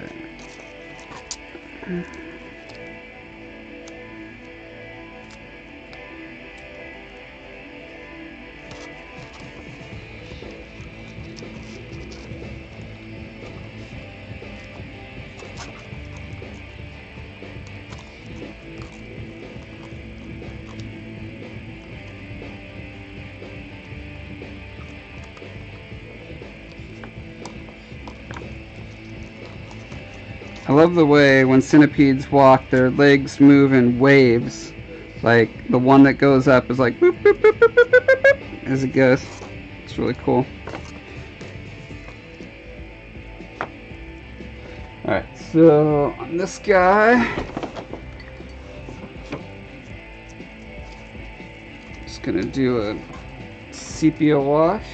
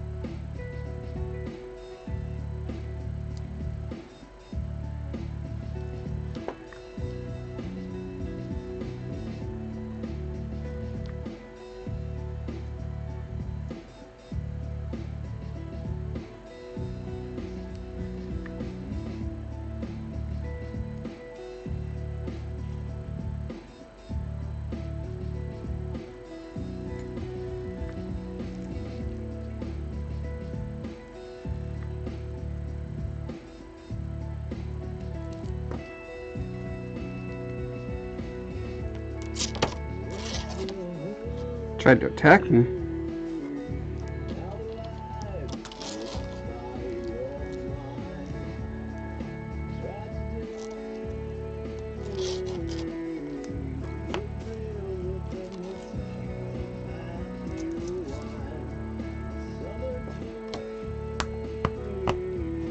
Okay, now I think I want some bright, scary red.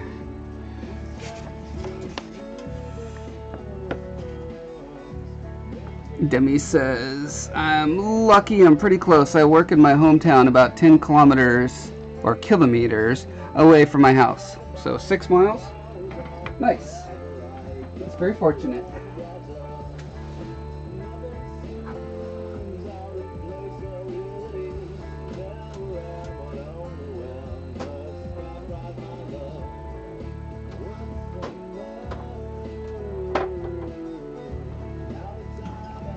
Alright, I got some neon yellow and some blood red.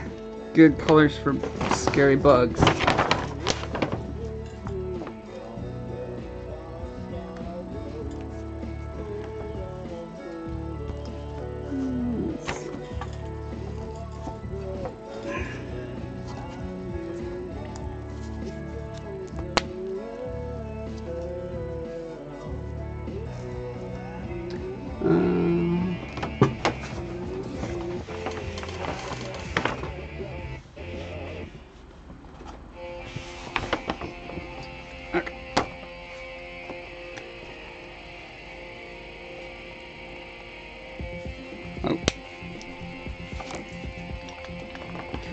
Rasta says, have to go.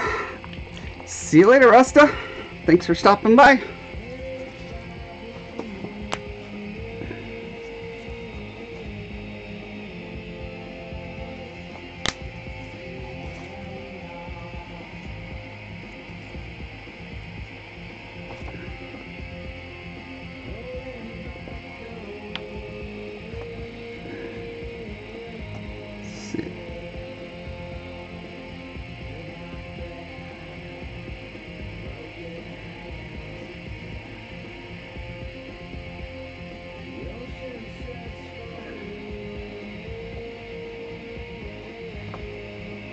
Pretty scary spidery eyes. Should I do yellow on his fangs too? Maybe just the tips.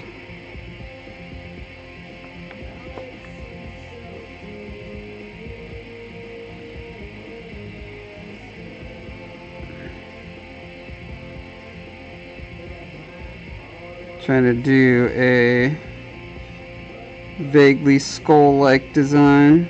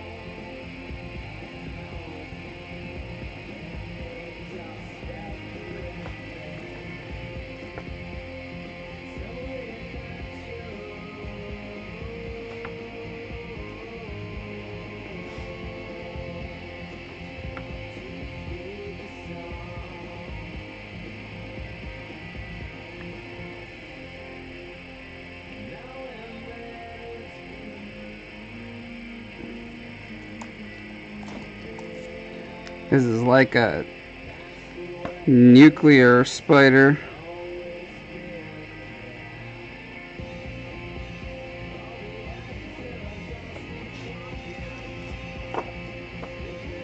Demi says, what are you listening to, Josh? I'm listening to a friend of mine's rock band from the 90s called Sublimation, which is apparently impossible to find online, sadly.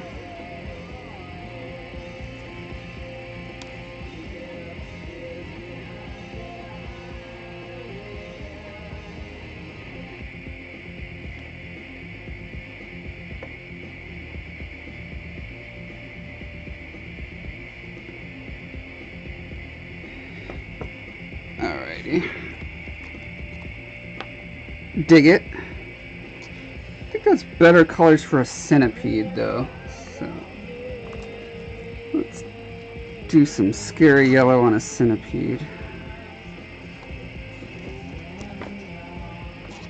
It's kind of some kind of patterns they have.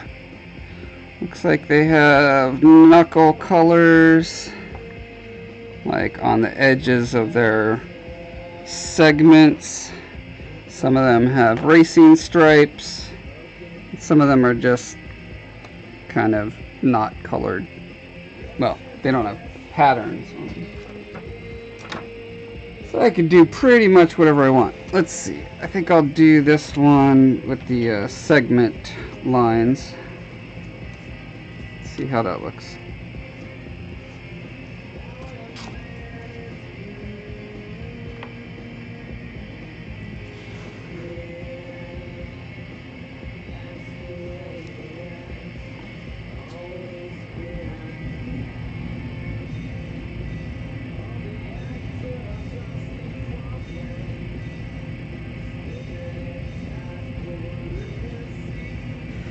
I really should grab a higher quality brush, but I'm also just kind of in a rush and don't care that much on these practice bugs.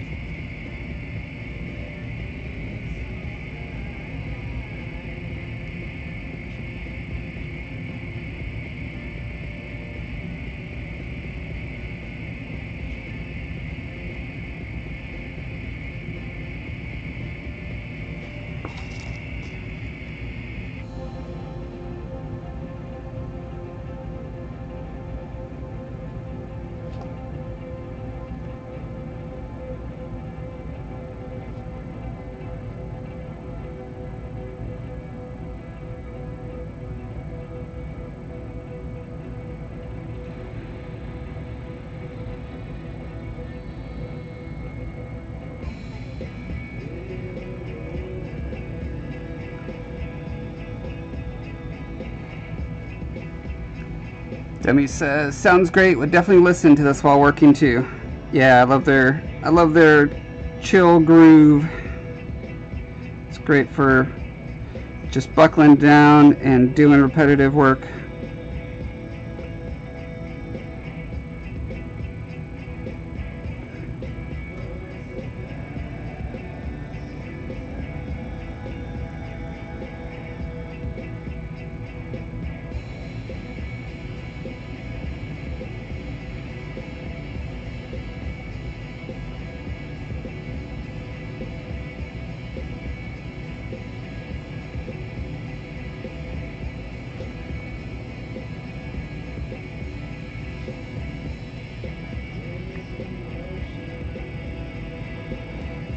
Demi says, my favorite is the yellow spider you have there.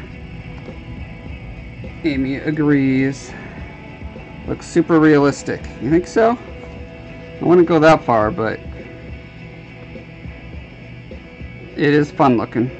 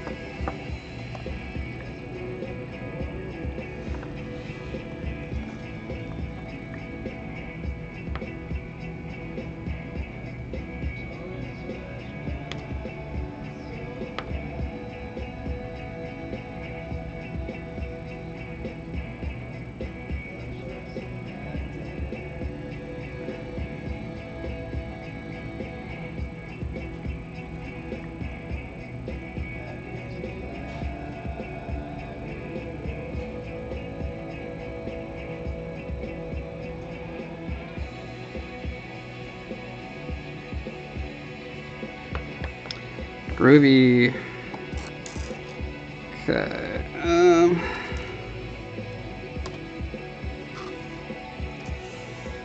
gonna try this one with spots. Should I go stripes? Spots.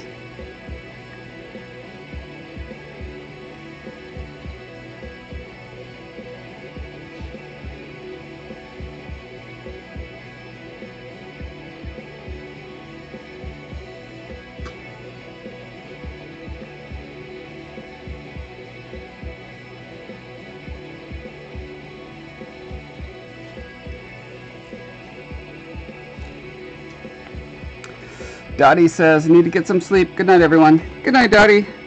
Thanks for watching.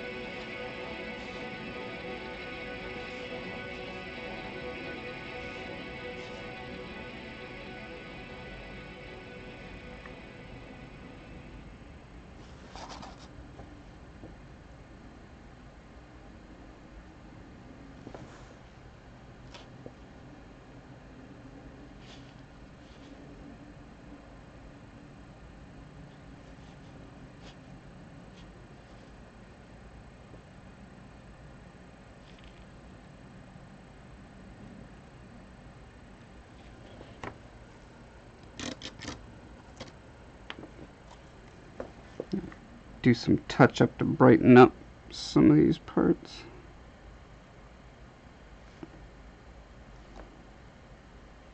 It's interesting how this paint is fading to green, which isn't bad. It's just Interesting.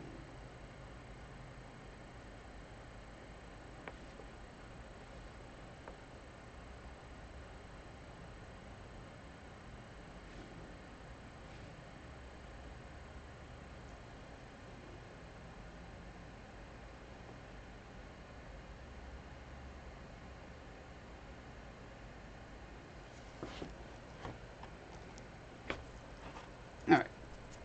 Time for some blood red.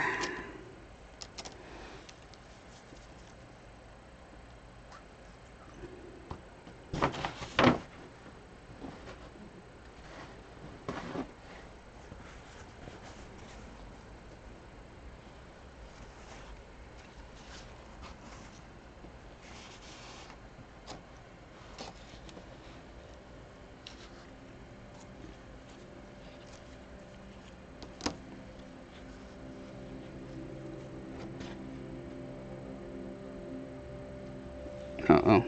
Is this blood red dry? Aw, blood red is dry. Okay. Time to find some other red. I guess I could just use this. Ah! Not if I throw it away. Hold on.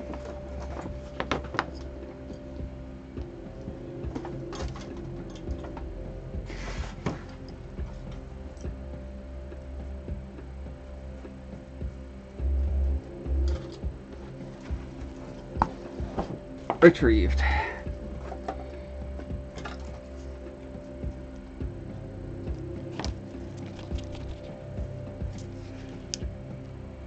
Demi says, what are you going to do with the practice bugs? Good question. I have no idea.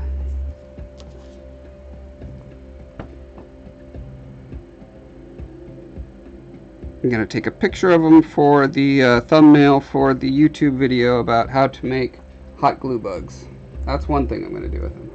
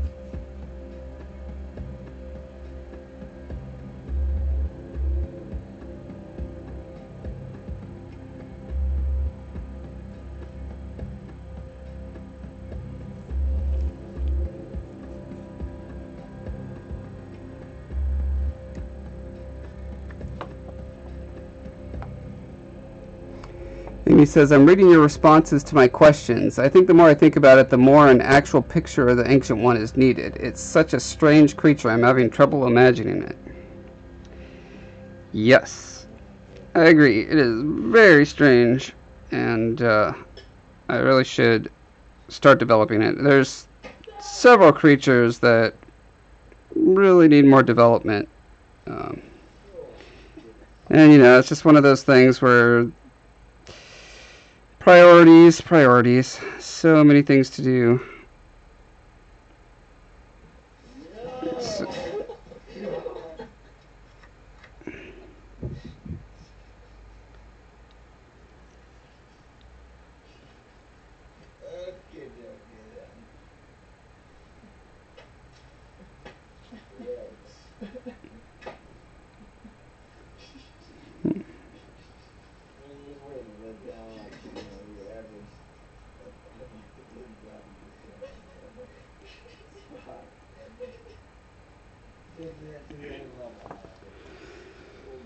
yeah, I don't know if that red looks so hot on this kind of clearish thing, but hey, now we know. Let's see what it looks like on black.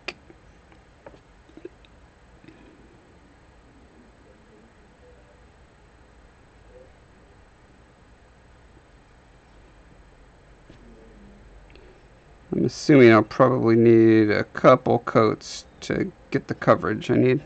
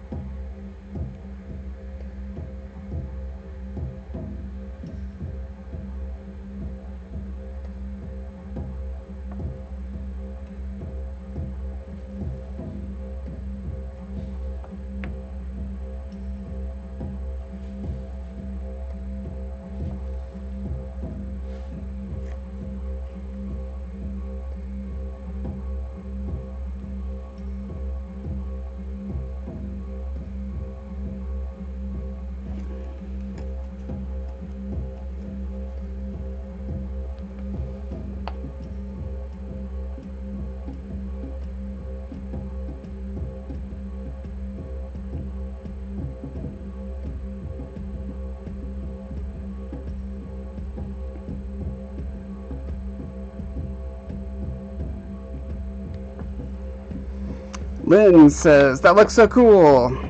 Thanks, Lynn.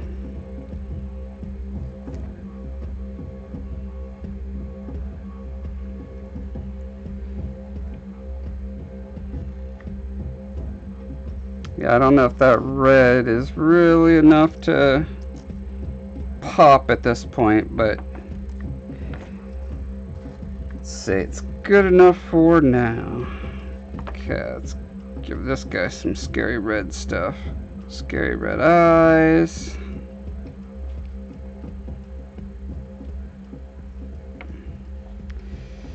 And then I think I like the 2 dots down the back thing.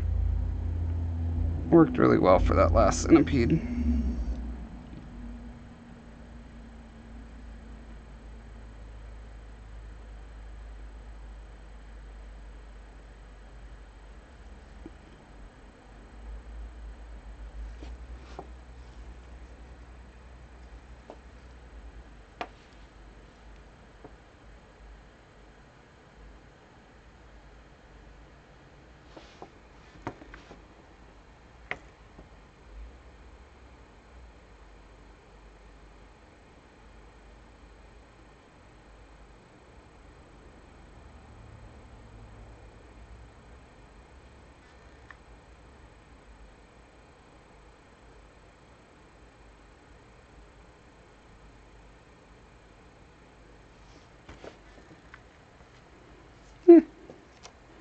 work.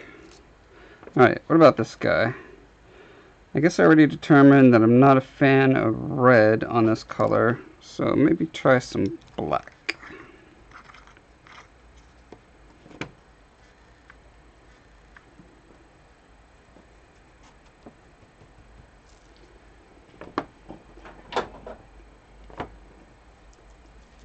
Mixing all the different mediums. I've used acrylic, I've used, what is this, lacquer?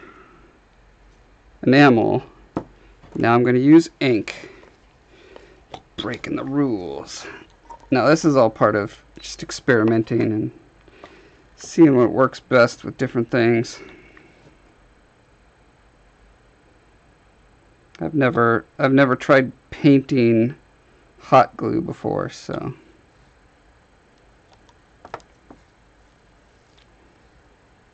I painted over hot glue, you know, when it's on other stuff, but never used hot glue as a base medium. Demi says, could you possibly zoom in a little for this bug part? Yeah, let me give that a try.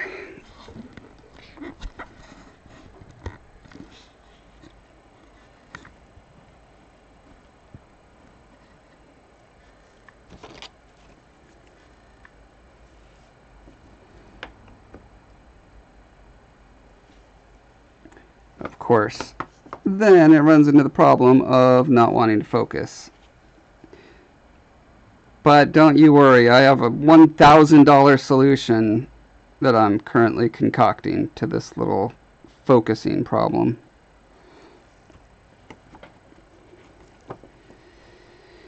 Let's see. So if the eyes are, should I make all the legs black? Let's see what happens.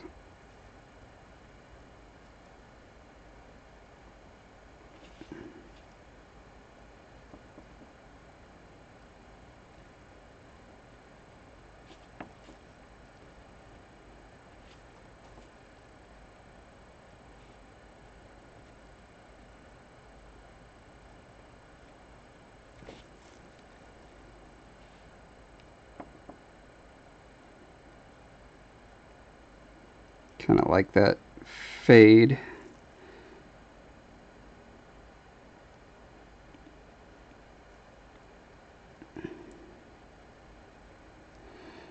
Amy says that's quite the solution. Yeah, I mean, it's not a solution only to streaming focusing. I really want a new video camera regardless for my tutorials. Because my Canon DSLR just has all these problems with randomly shutting off, and its focus is not great, and it's got a variety of issues. So I was looking into the best cameras, something that I could use both for streaming and for tutorials. And there's this particular camera that a friend of mine got, and I've been doing a lot of research on it, and it looks pretty darn good, except for being $1,000.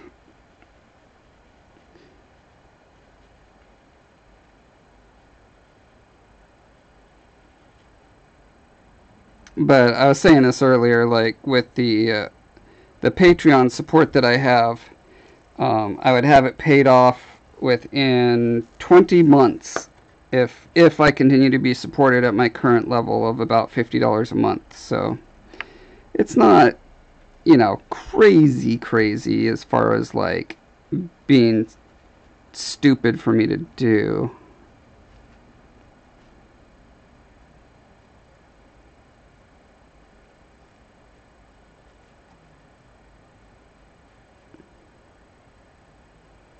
Yeah, I think that's quite nice. What do you guys think?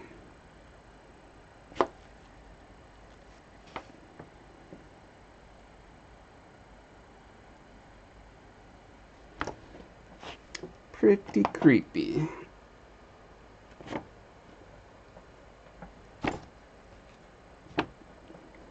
Perfect timing because my card is full on my camera, so cool. Let's see, I'm trying to decide now, do I want to attempt to do some basic painting on the Demon Hunter head? What are we at? Oh, we're over 2 hours now. I'm just gonna look at it for a minute and see if anything strikes me.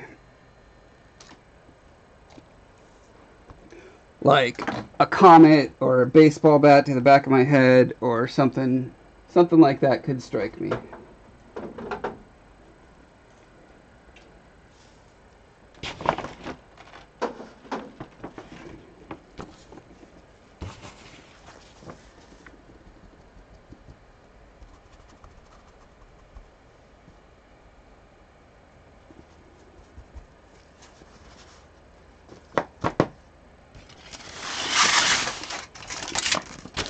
Okay. First of all, is it solid yet?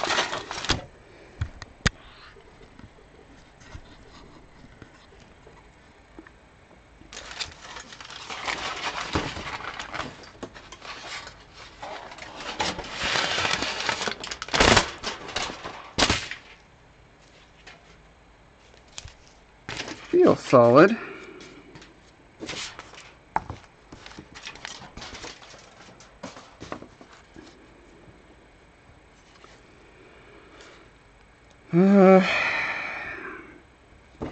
Yeah, before I do any painting, laying down base tones or anything, I really need to finish all of the variety of carving tasks that still need to be done on it.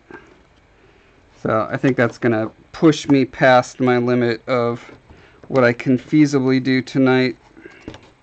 So I think I'll call it for tonight, and if I don't do another stream with this guy, you'll see the summary of it on my video at the end of the month. So yeah, let's just call it for tonight. And I don't know what's going on this weekend. I would really like to stream this weekend because I got so much stuff going on. So yeah, I'd say a good 80 to 90% chance for a Saturday or Sunday. Okay, Demi says, sorry I ruined it. No, it's all good. It's good to push the limits to see where they are, and then to think about what can be done to fix those limits.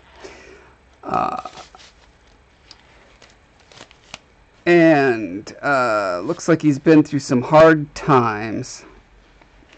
The bug. And Amy says, the ancient ones, the torso, head, and appendages are what you described as the anemone portion, right? Torso, head, and appendages. Yes.